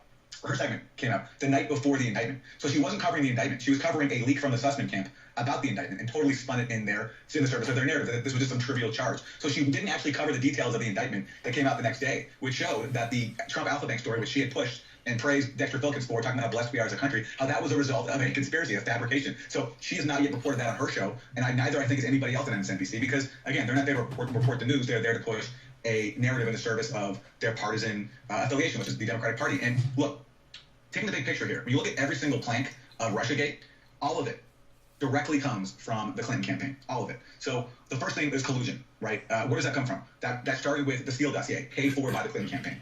Then there's this theory, and part of that too involves fabricating this Trump-Russia bank story, which again was paid for by the Clinton campaign, overseen by their lawyer. He billed the Clinton campaign for it. Okay, so that's collusion. It comes from the Clinton campaign. Then you have this thing about social media, Russian social media bots, and this theory that swung the election for Trump, and then these Russian trolls waged this sophisticated brainwashing American operation that duped millions of Americans into not voting for Hillary Clinton. That also comes from the Clinton campaign. The Washington Post revealed this, that Facebook, when they initially looked at all these Russian social media ads, they concluded that this was just basically a commercial operation, people putting out, these memes and ads to try to get traffic, to try to target certain audiences like evangelicals and African Americans, build a following which they could then leverage to sell ads to vendors. Okay, that's what Facebook initially concluded. But then veterans of the Obama and Clinton campaigns, they looked at this and they came up with theories that really this was part of an operation to swing the election. And Mark Warner, the head of the Intelligence Committee in the Senate, he personally flew out to Facebook's headquarters and shared with them this new theory. And not long after that, at a time when Facebook was facing heavy scrutiny from Congress and wanted to play ball, then Facebook came out with this new theory that really this was the Russian government trying to interfere in our election. And Facebook apologized, and that was supposed to be this big scandal. And then we I've got it sped up because I'm in a hurry to get through this. Have the foundational claim, the thing that started it all, this allegation that Russia hacked the DNC, stole emails and gave them to WikiLeaks as part of this operation to install Trump. Well, where does that come from? Who generated that? That comes from a private company called CrowdStrike, who was hired by none other than Michael Sussman, the same guy who's now been indicted by John Durham for taking part in, for lying to the FBI about a fabricated scheme that he was pushing to tie Trump to Russia. So it raises new questions about, just how far does this scam go? And all of us have been told for 4 years that if we question this allegation that Russia hacked the DNC, that we're... Elon Musk's wife is leaving him.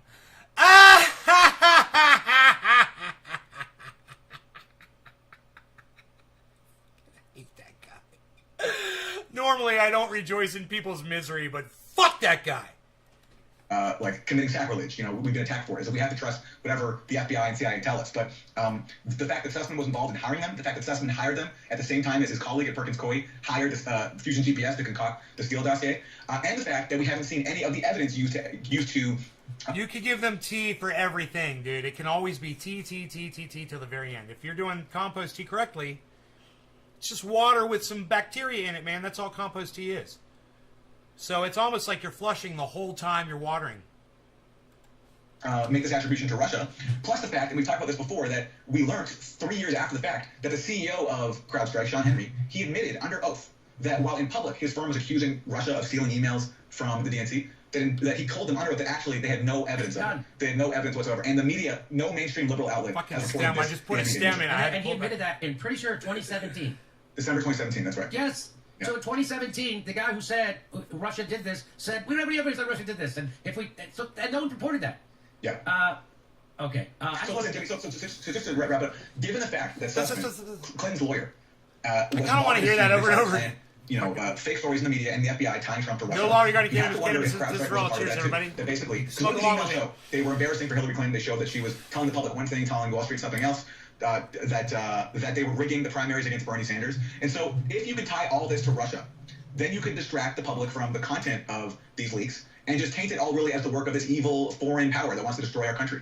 And then if you can tie Trump to Russia, then you can basically distract the public from all this. So, we don't know for sure what actually happened, but that is my speculation about what actually happened. Is that basically, just as Fusion GPS was brought in to do a job tying Trump to Russia, so was CrowdStrike. And, so some of us are out there still trying to report the story and get more information because, for example, the public has never seen the reports that CrowdStrike wrote and that the FBI relied on. Remember, the FBI did not inspect the DNC server itself. It relied on CrowdStrike's forensics. So there's a lot that we don't know, but a lot that raises suspicions that the rest of the media just is not following because they were too busy parroting the Trump-Russia scam. I just want to play this one more time, as an indictment of not only MSNBC, but in the press in general, the establishment press. And this is why you and I have a job. I mean, what evidence do you need? It's very, very obvious, and it's really Occam's razor here. The fact that we still have not been able to rule out the idea that this was a covert communication channel 2 years after the fact that no one has come forth with a plausible explanation for why this was happening, for why Alphabet was one of 3 organizations communicating with the Trump server in those months leading up to the election is just completely remarkable. And I think the fact that Frank's story got overlooked or criticized as much as it did, and the fact that now it's being revisited and you have the editor of the New York Times saying that there, was a story there, just shows the lack of imagination. The irony of her word choice is just amazing. That we lack imagination, not the people making up the story. This guy. Okay, and he's just sitting there. That's what a lying establishment piece of shit looks like when he puts on a suit coat and goes on MSNBC. That's the face he makes when he's lying, and he knows he's lying. And that's what it looks like. Isn't that nice to know? They look so nice and white. They look so white and truth-telling. Oh boy, clean. It's amazing. White and clean. Everybody, we're doing stand-up shows everywhere. We're going to Florida, Baltimore, Buffalo, Portland, Raleigh, North Carolina, and we're doing a live Jimmy Dore show in Sacramento, October 3rd. Go to jimmydore.comedy.com for a link for all our tickets.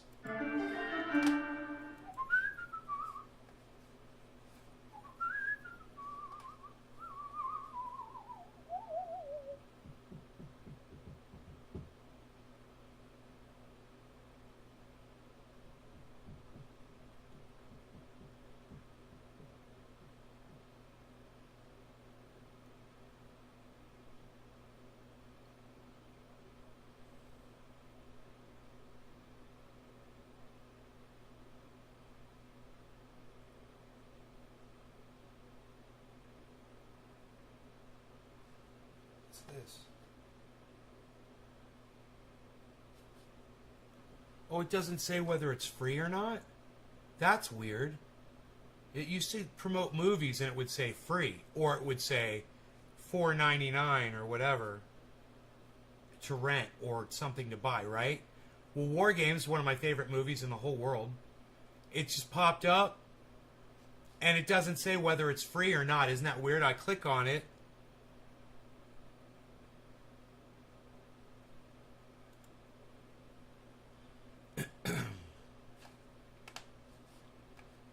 And I guess it's fucking free. It's playing the goddamn movie. Holy shit. You can watch War Games for free on YouTube, guys.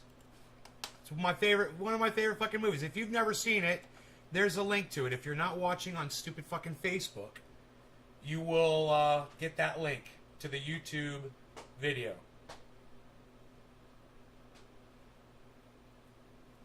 Wow. That will be, I guarantee, if you've never seen War Games, it's almost 2 hours that you will really enjoy. It's a fun little adventure. I would love to watch it with you. You would think that because it's on YouTube, that I'd be able to watch it on a live stream on YouTube with you, right? Why not make that a thing, YouTube? Why not make that a thing? Okay, I'm just giving them more attention. More people are seeing it. You're offering it for free anyway. With ads? Dude, I don't get ads, bro. I use ad blocker ad blocker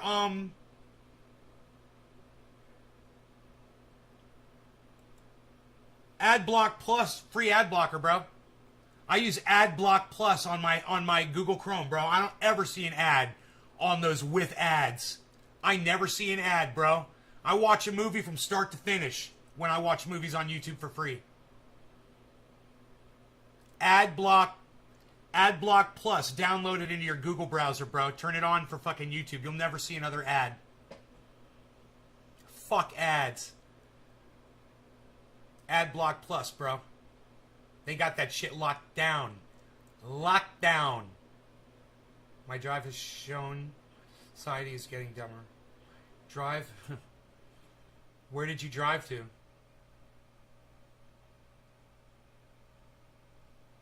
Let's play thermonuclear war. How about a nice game of chess? No. How about a game of thermonuclear war? All right. Dude, I fucking love that goddamn movie. I want to watch it right now. It's an adventure. I want to go on that adventure. I've seen that movie so many times. I don't give a fuck. I've got the movie poster in the back, all stretched out, waiting for frames. Look at you, hippie chick, with your fucking nostalgia. Joshua, look at you. Whopper. Ad block plus. Okay, bro, I got you. Google Chrome on a computer. Yeah, or you could use ad blocker app on your phone if you're watching from your smartphone. That's free. I love that app. It's called Free Ad Block and ... So, you know, because it's so stupid, it doesn't say the name. App info. Okay. Free ad blocker browser for your Samsung Galaxy. So if you're watching on a phone, you can download free ad blocker browser, or if you're watching on a computer on Chrome, download AdBlock Plus extension for your Google Chrome. Yeah, just add the extension, flip it on, go into your extensions, turn it on. There's a little on thing. Turn it on. It'll probably... You know what? I think I'm going to fucking watch Venom. I might even buy it.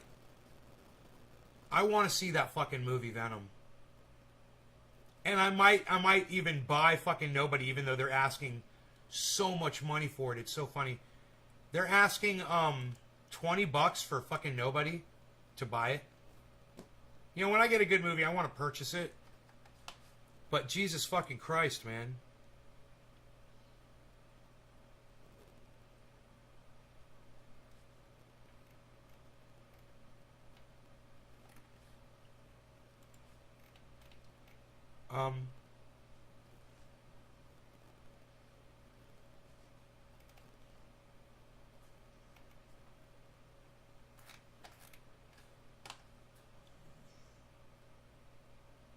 You have to click on the button buy or rent to find out how much it is. They don't say. So it's $20 to buy it. It's $6 to rent it. They're asking way too much money to purchase a fucking digital movie. Win-win situation, Billy. Right on. With Carnage. I spy a beezel. I spy a beezel. I spy a beezel, and he's the cutest thing in the world. He is a beezel. He's a beezel. He loves his daddy. Beezel loves his daddy. We've come a long way with our relationship. It's nice. He used to not like me as much. Did you know that? Yeah. He's found a new appreciation for me, man. He just loves me now. It's awesome. We were out in the yard the other day. I was working. He went down and laid down outside the grow house. I was inside the grow house working, you know. And I fucking came outside, and he got up, and I go, "What's up, buddy?" And he fucking did a little happy dance to see me. It's fucking cool. It's like, that's my baby boy. Yeah, I'm talking about you, baby boy. You're my baby boy.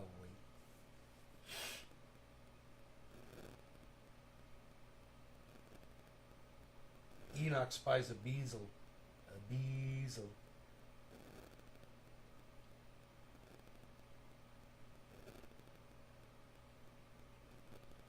Are we doing something here? I'm gonna play you some songs on my guitar after I do another bong rip. Electric guitar. Okay, if that's what you all want, fine. I will play my electric guitar. That should be interesting. Do you like the way I pretended that you guys were actually interacting with me there for a second? Isn't that fun? I think I'm going to do that all the time. I'm just going to pretend that my audience is interacting with me.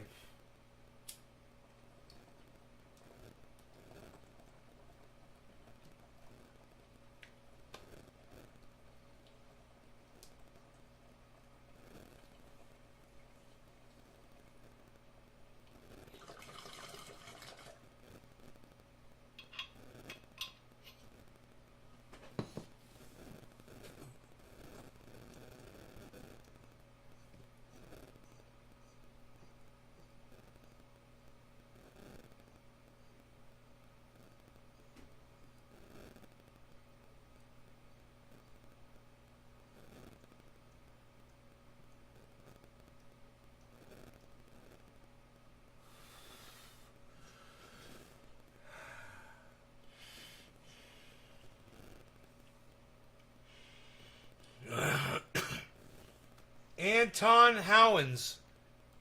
I'm good. How are you, buddy? I'm about to play my electric guitar. I'm feeling really good. If I'm doing that, you know I'm in a good mood.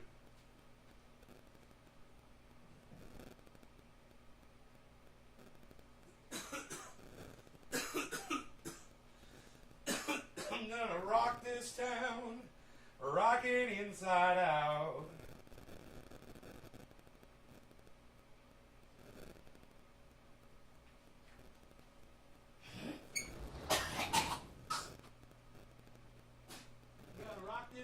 Make them scream and shout. I'm gonna rock, rock, rock, rock. Gonna rock this town, gonna rock this rock, gonna rock till we don't gonna rock this town, rock it inside out. Oh God!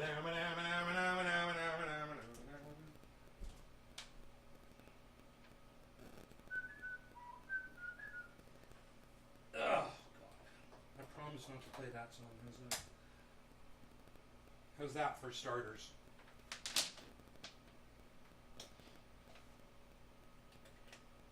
See how long I can last.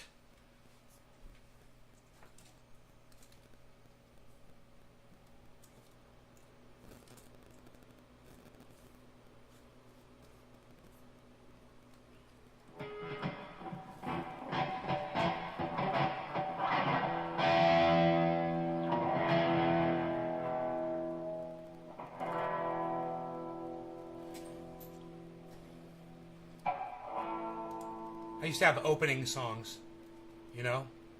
I used to have a song that I would open. I'd get up on stage, and I'd do my opener. And my opener was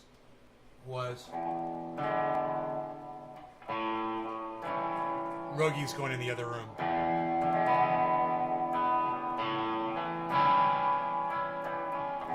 Something's happening here. What it is ain't exactly clear. There's a man with a gun over there telling me I've got to beware. He said, stop, children, what's that sound? Everybody look what's going down. Leaves are falling all around. Time I was on my way. Thanks to you, I'm much obliged. Such a pleasant stay. But now it's time for me to go. That's my way. But now I smell the rain, and with the pain, and it's headed my way.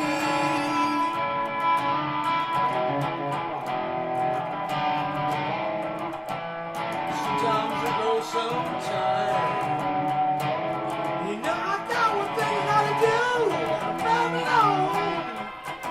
Last time the time is now. Sing my song. Going around the world, I gotta find my girl on my way. Been this way 10 years till today, gotta find me home. Found the queen of all my dreams. in miracles. Where you from? You sexy thing, you sexy thing, you. I believe in miracles. Since you came along, you sexy thing. Where did you come from, angel? How did you know I needed you? How did you know I needed you so badly? How did you know to take your love gladly? Yesterday, I was one of the lonely people. Now you're lying next to me, making love with me. I believe in miracles. Where you from? You sexy thing, you sexy thing, you. I believe in miracles. Since you came along, you sexy thing.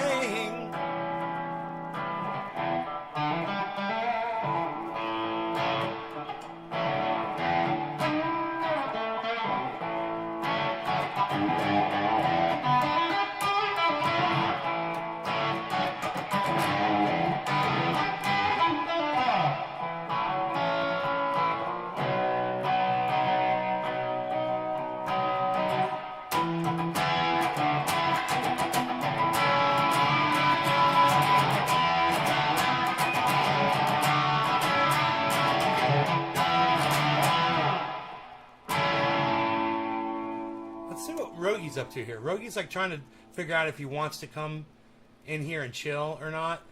And he's like, it's kind of loud. Let's play his favorite song. When you wake up in the morning, you hear the work bell ring. And then they march you to the table. You see the same old thing. There ain't no food up on the table. There ain't no pork up in the pan. But you better not complain, boy. You get in trouble with the man.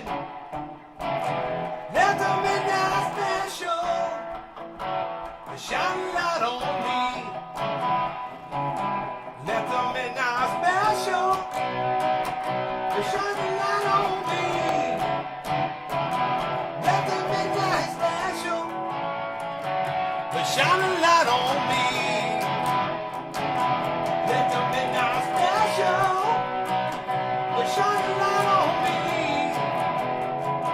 You ought to come with Moses. How in the world you know? By the way, it's well ain't wrong, but as the clothes she wore, the umbrella on her shoulder, piece of paper in her hand. You know she come to see the governor. She wanna bring her man. Let the midnight special shine a light on me. Let the midnight special shine a light on me. The midnight special shine a light on me. Let the midnight special shine a ever-loving light on me. Well, if you're ever in Houston, you better do the right. Oh, you better not gamble. Boy, you better not fight at all. The sheriff will grab you, and the boys bring you down. Next thing that you know, boy, you're prison bound.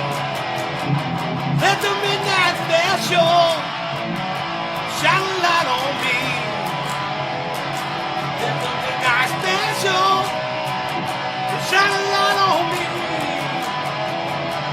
Let the midnight special shine a light on me.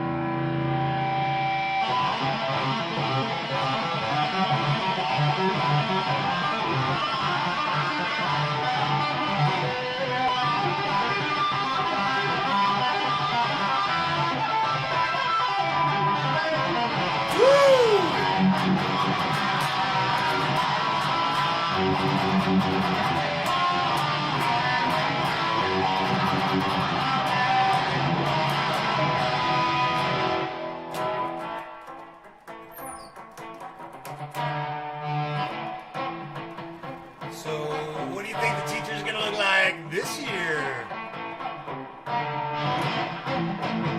Wow! Ooh!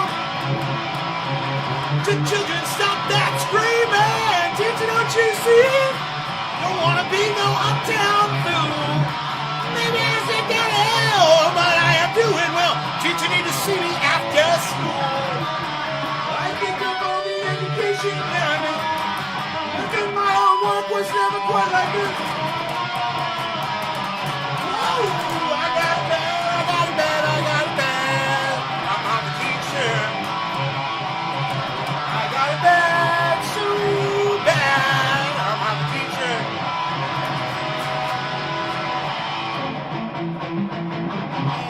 I brought my pencil. Give me something to write on, man!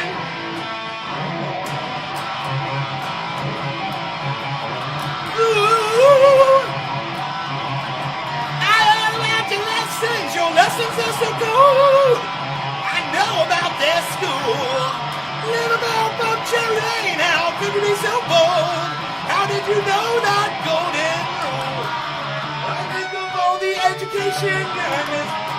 But then my own work was never quite like this. Woo! I got it bad, I got it bad, I got it bad. I'm off a teacher. I got it bad, so bad. I'm off a teacher. Woo!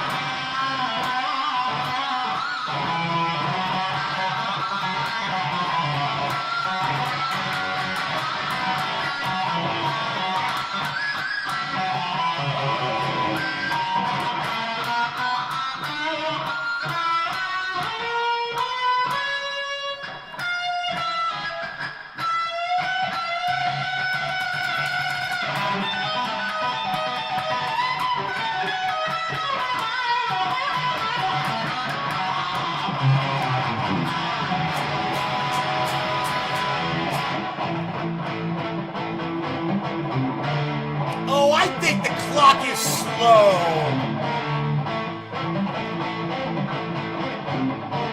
Class dismissed! Woo! Woo! I got it bad, I got it bad, I got it bad. I'm half a teacher. I got it bad, so bad. I'm half a teacher. Oh, you're so hot! Oh, you're so hot! Oh, you're so hot! Oh my God!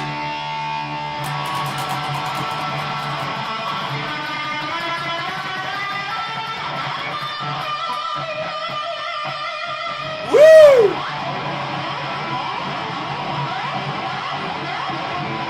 I love that little lick right there.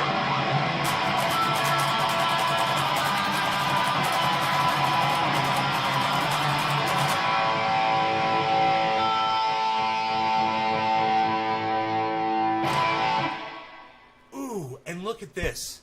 You want to see the greatest compliment of all time, guys?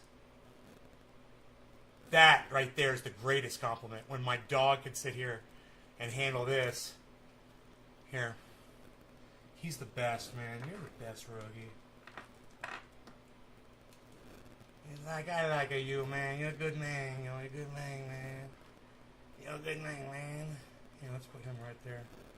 That's where he needs to be. It's unreal. I don't feel tardy. Unreal. I don't feel tardy.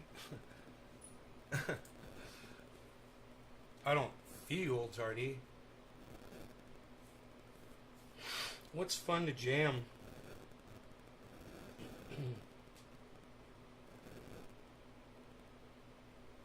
I should tune this thing, huh?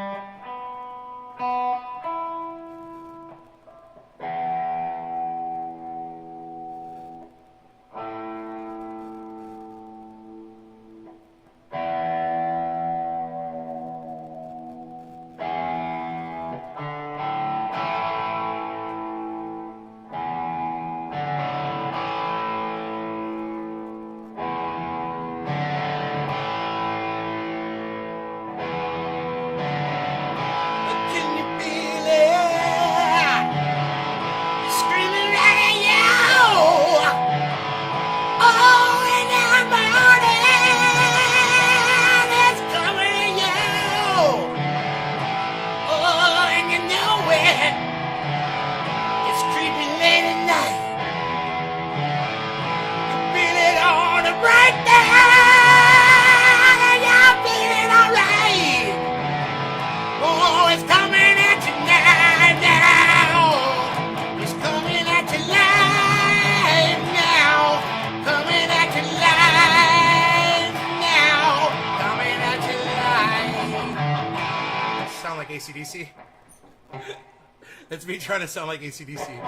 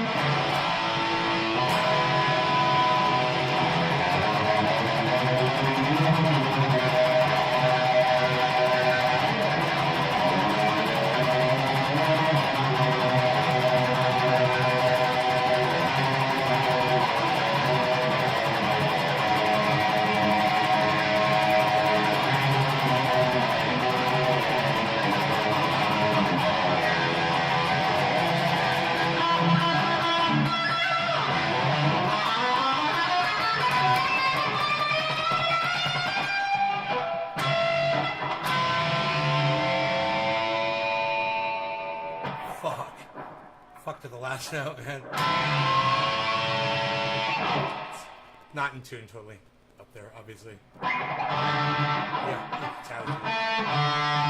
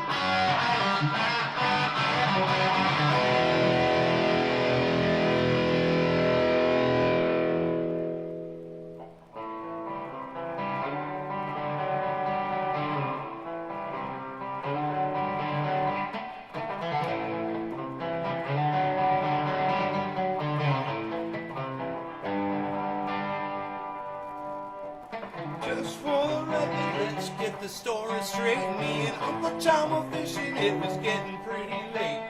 On the edge of town, right beside the wishing well, where they say it got no bottom, take it down the hill. Going through the bush and then off to the right. Oh, is a bell going out. Thought I'd never get me after to the eyes down to the water's edge. Down in Uncle Tom's cabin, oh yeah. Oh, no secret that I just can't tell.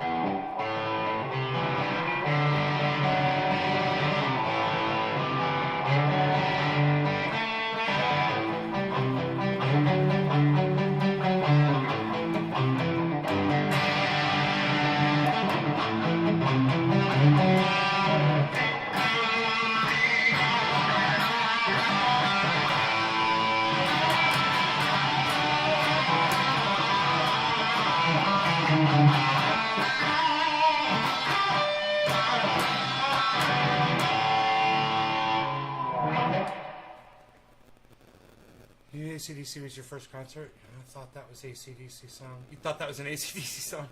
I was trying to sound like AC/DC.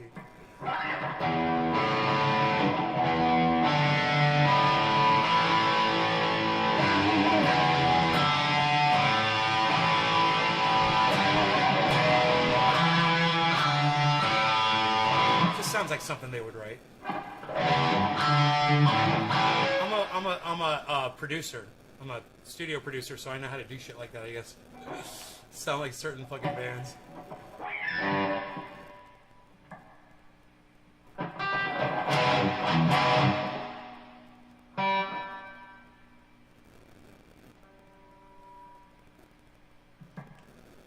Why are you so beautiful? This dog just so fucking gorgeous. Am I right?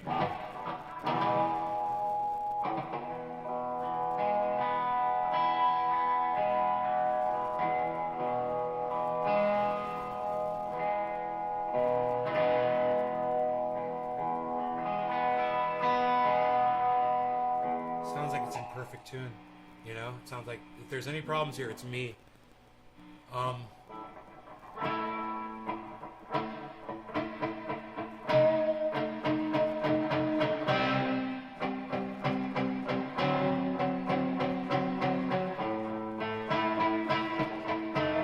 It's a little out of tune.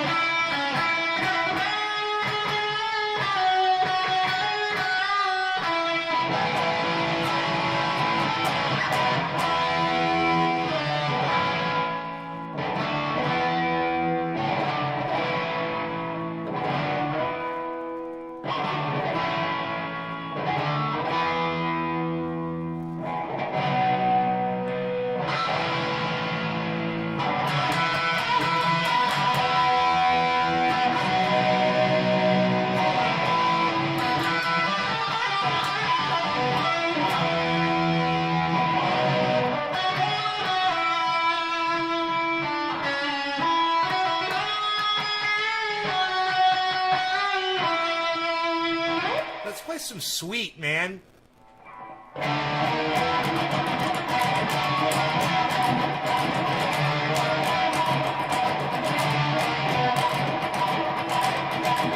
See?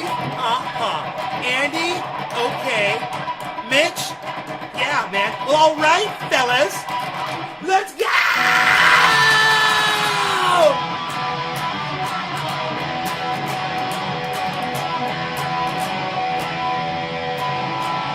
How's it go?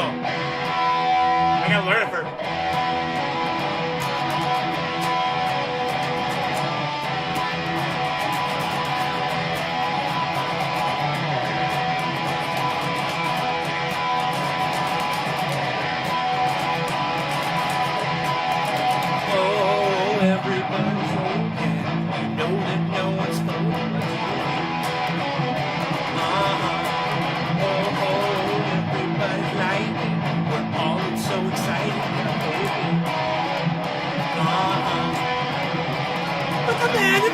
Everyone attack and turn with a wink to the sun.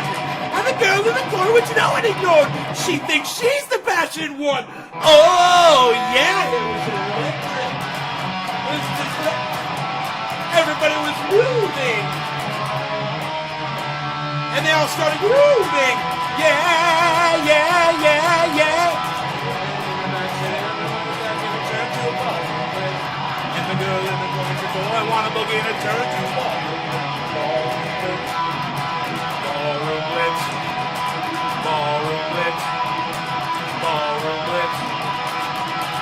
It's the ballroom blitz. It's the ballroom blitz. It's the ballroom blitz. Yeah, it's the ballroom blitz.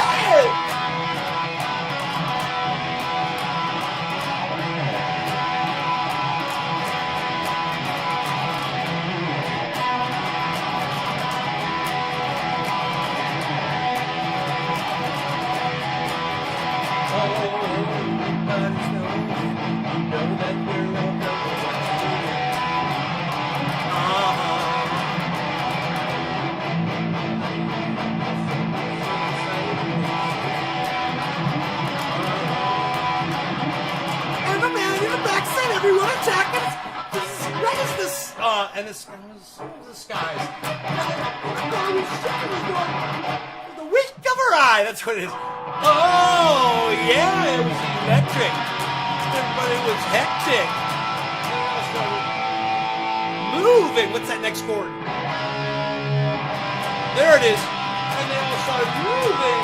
Yeah, yeah, yeah, yeah. And they all started moving. Yeah, yeah, yeah, yeah, yeah. And everyone was up and turned to a ballroom blitz. And the girl in the corner said, oh, I want to boogie, and it turned to a ballroom blitz. Ballroom blitz. Ballroom blitz. Ballroom blitz. Ballroom blitz. It's the ballroom blitz. It's the ballroom blitz. It's the ballroom blitz.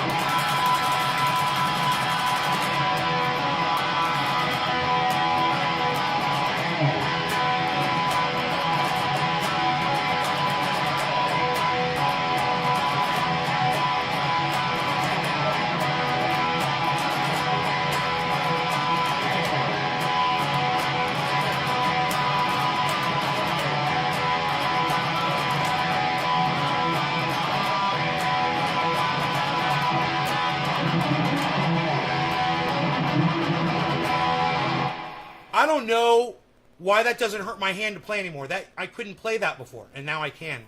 And that's weird. That song's always been hard for me to play. Now I can play it pretty goddamn good.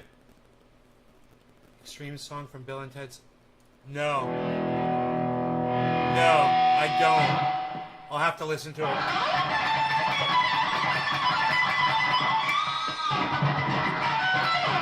Super sweet, challenging, what they used to call it, so triumphant licks, bro.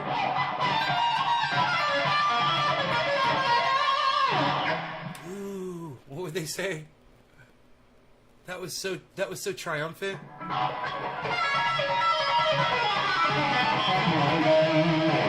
Wow, triumphant, dude.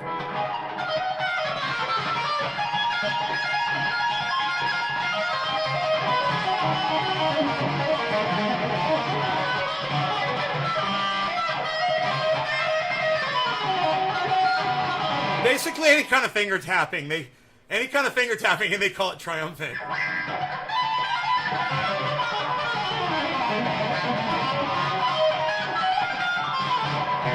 If you put your fingers on the right notes, watch this.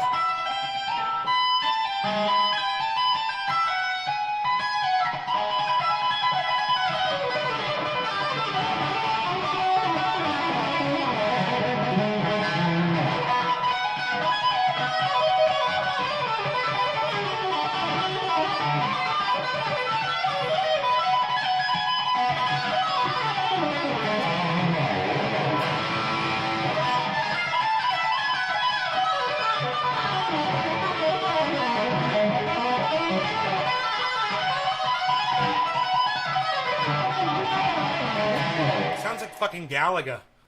Sounds like you're playing a game of Galaga. Little fuckers are coming after you. Pew, pew, pew, pew, pew, pew, pew. Ah, pew, pew, pew, pew. If you knew that song, it would be most triumphant. Oh, most triumphant.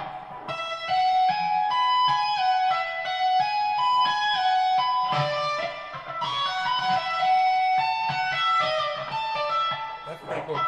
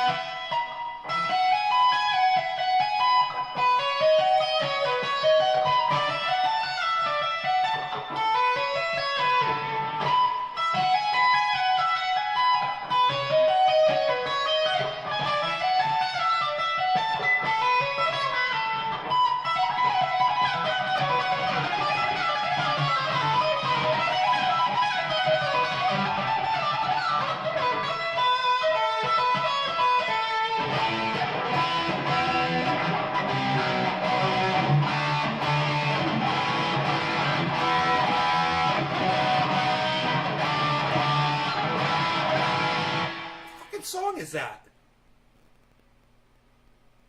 It's reminding me of a song. I don't know what it is. I was more.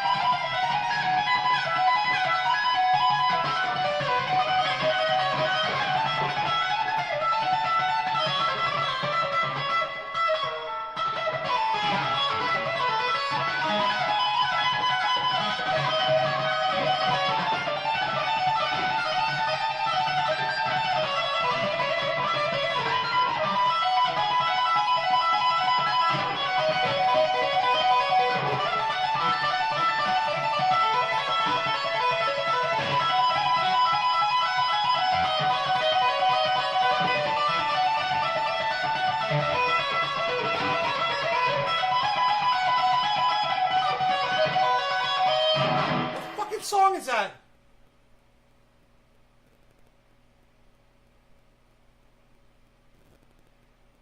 It's coming to me.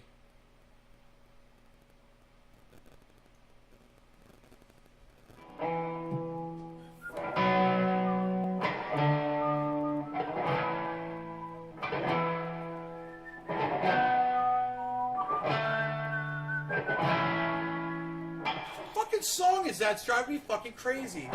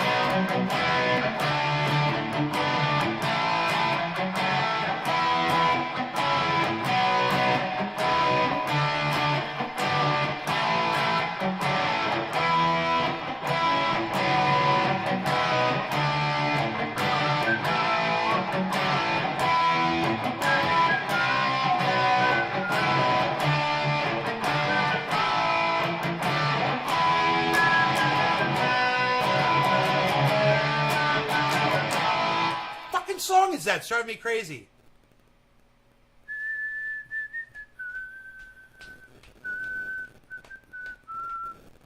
I know it's right on the top of my. It's right on the tip of my tongue. Not feeling that way.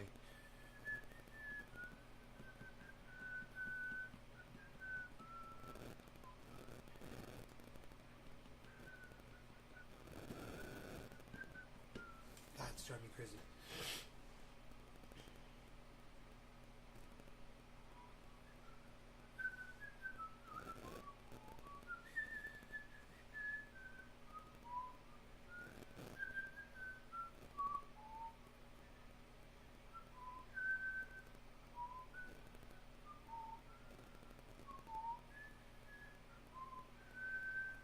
It's coming to me.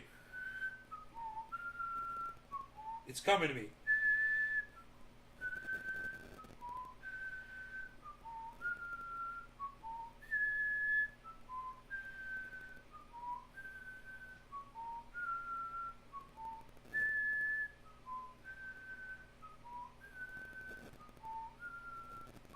It's coming to me. What song is that?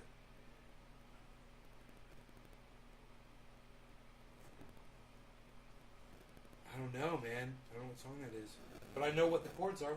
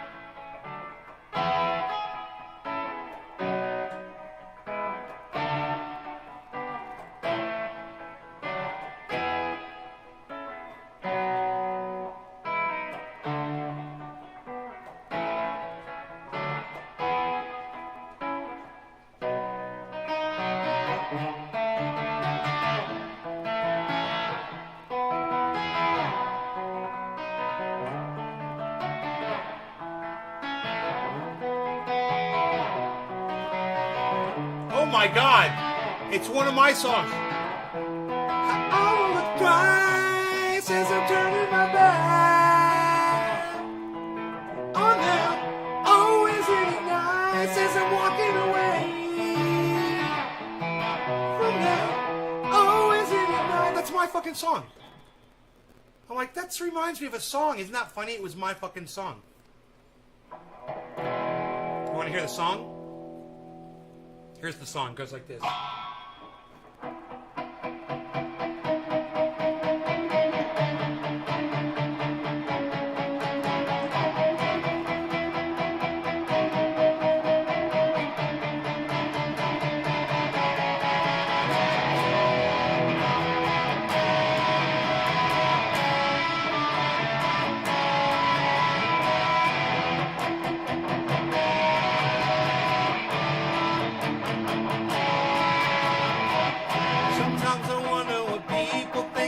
Their heads. There are times when I really couldn't give a care, as if they think that the world revolves around themselves.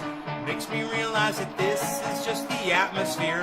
So when I'm walking around the way I usually do, I go to places and sometimes even think of you. But then I break down the way I hate to do, and realize faces of strangers always makes me blue. I won't think twice as I'm turning my back on them. Oh, is it nice as I'm walking away from them? I'm haunted by the thoughts in my head. This image would be better instead.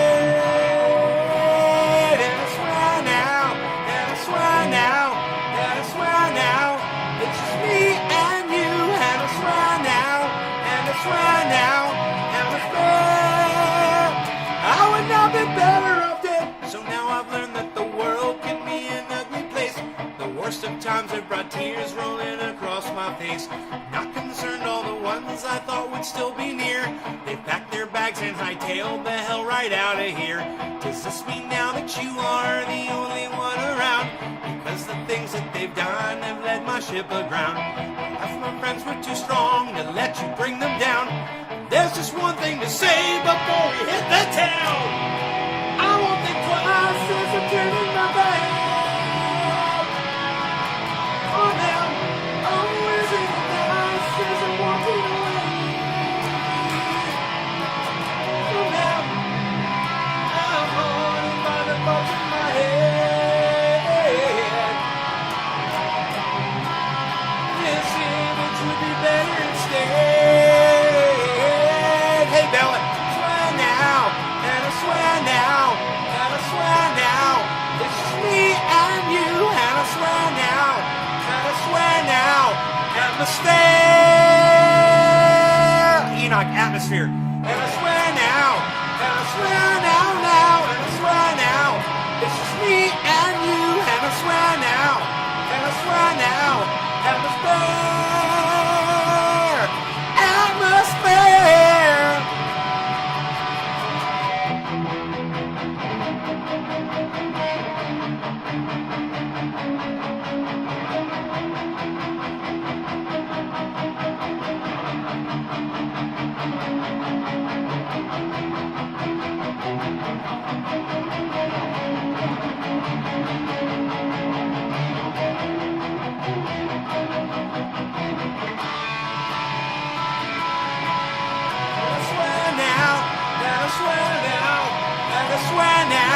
It's just me and you. And I swear now, and I swear now, atmosphere. And I swear now, and I swear now, and I swear now, it's just me and you. And I swear now, and I swear now, atmosphere,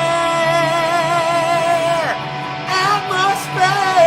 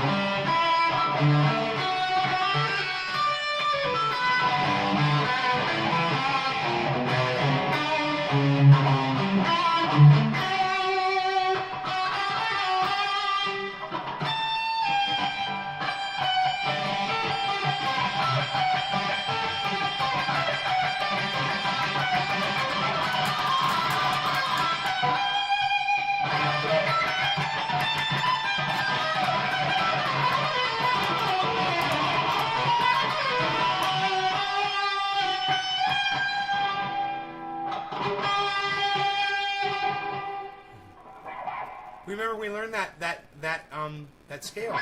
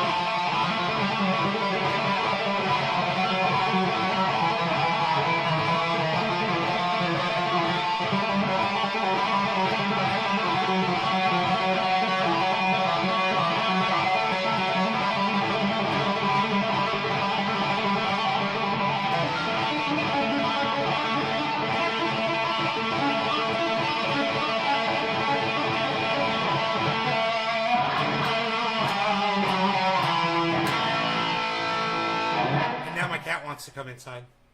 Margie goes, you rock, Margie, you rock for listening to me. I'm just glad somebody's listening.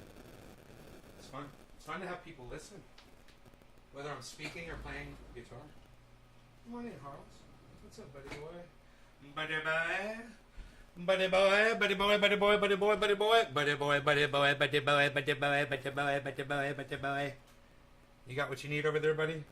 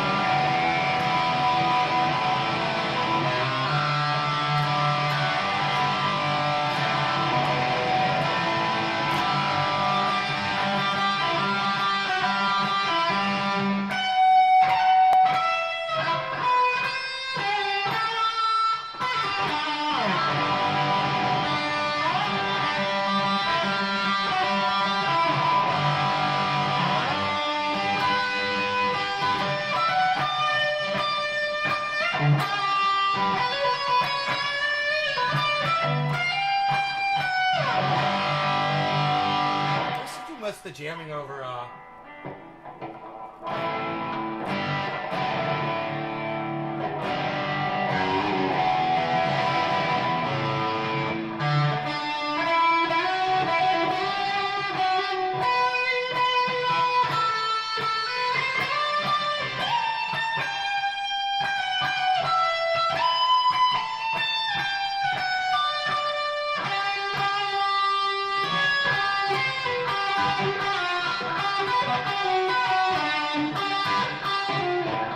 It's so hard to be fucking musical.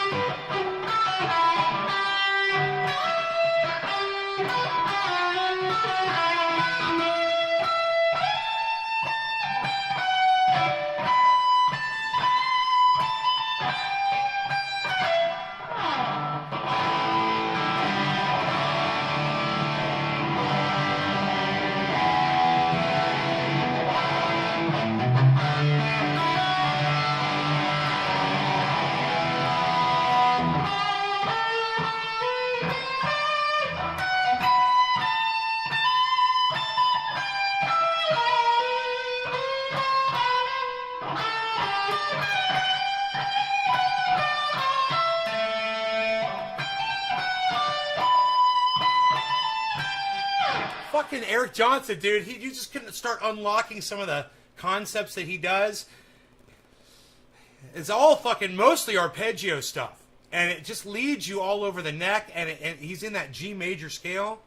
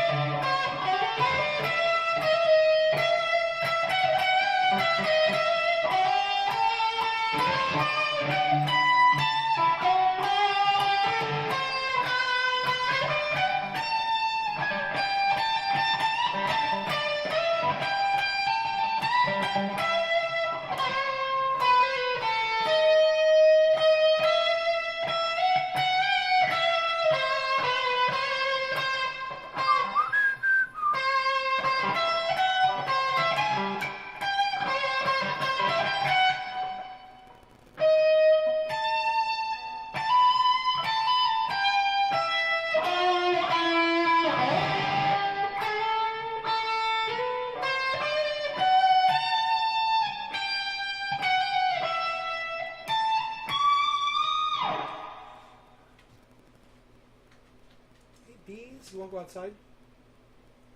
You go outside, Beazle? I wouldn't mind going outside with you. I gotta eat first, but you can go outside. Go outside.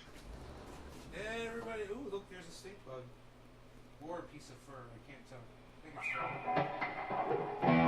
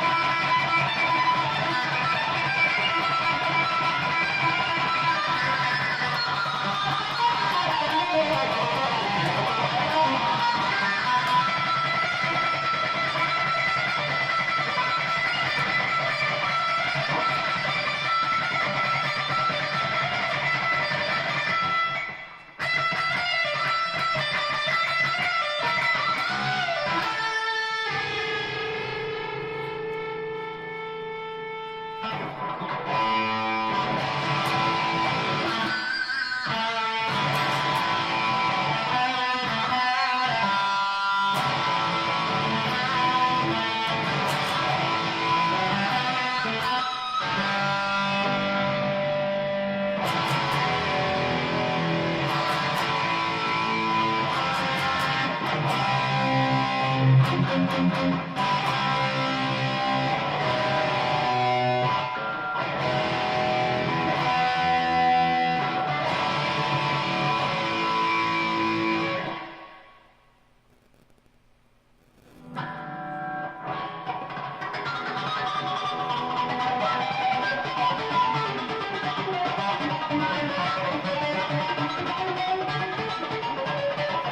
Because I do the sparkly sound? Because I do the sparkly sound? The sparkly sound?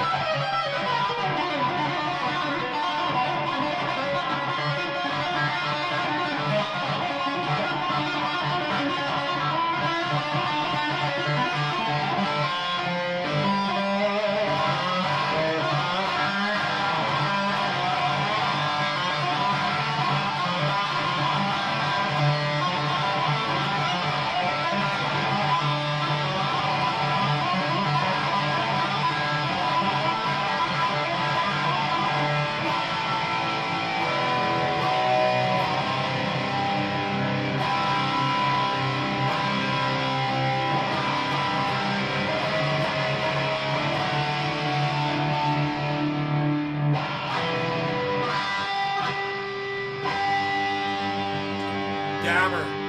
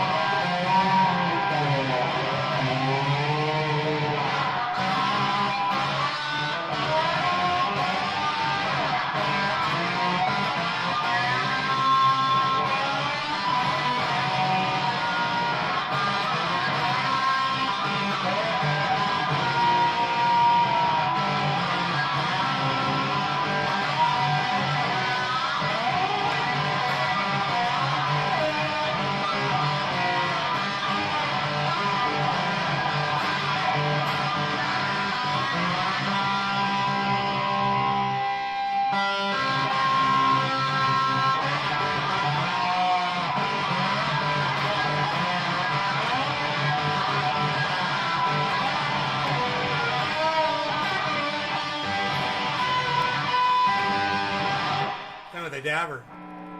That was pretty good. Yeah, let's try this other dabber. We'll try to do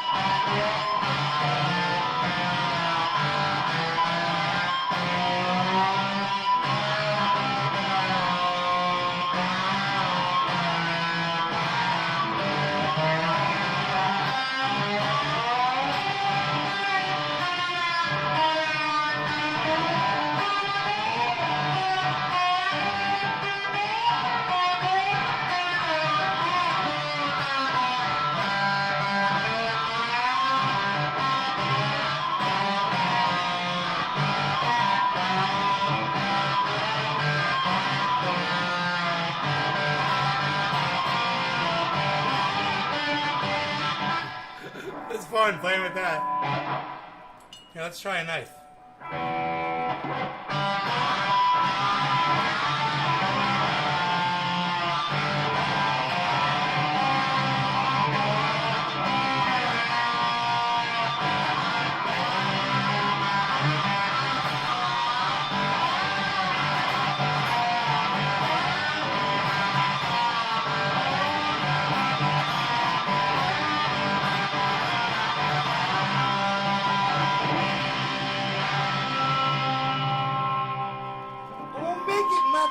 day.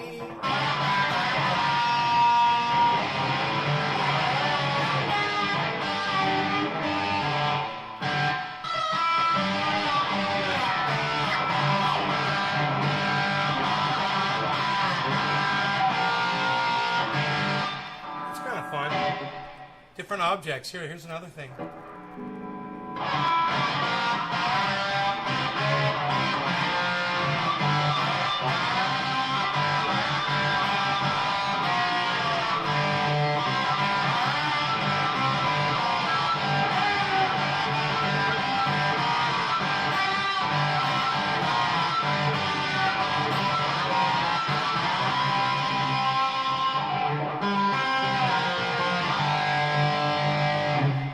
That's kind of cool.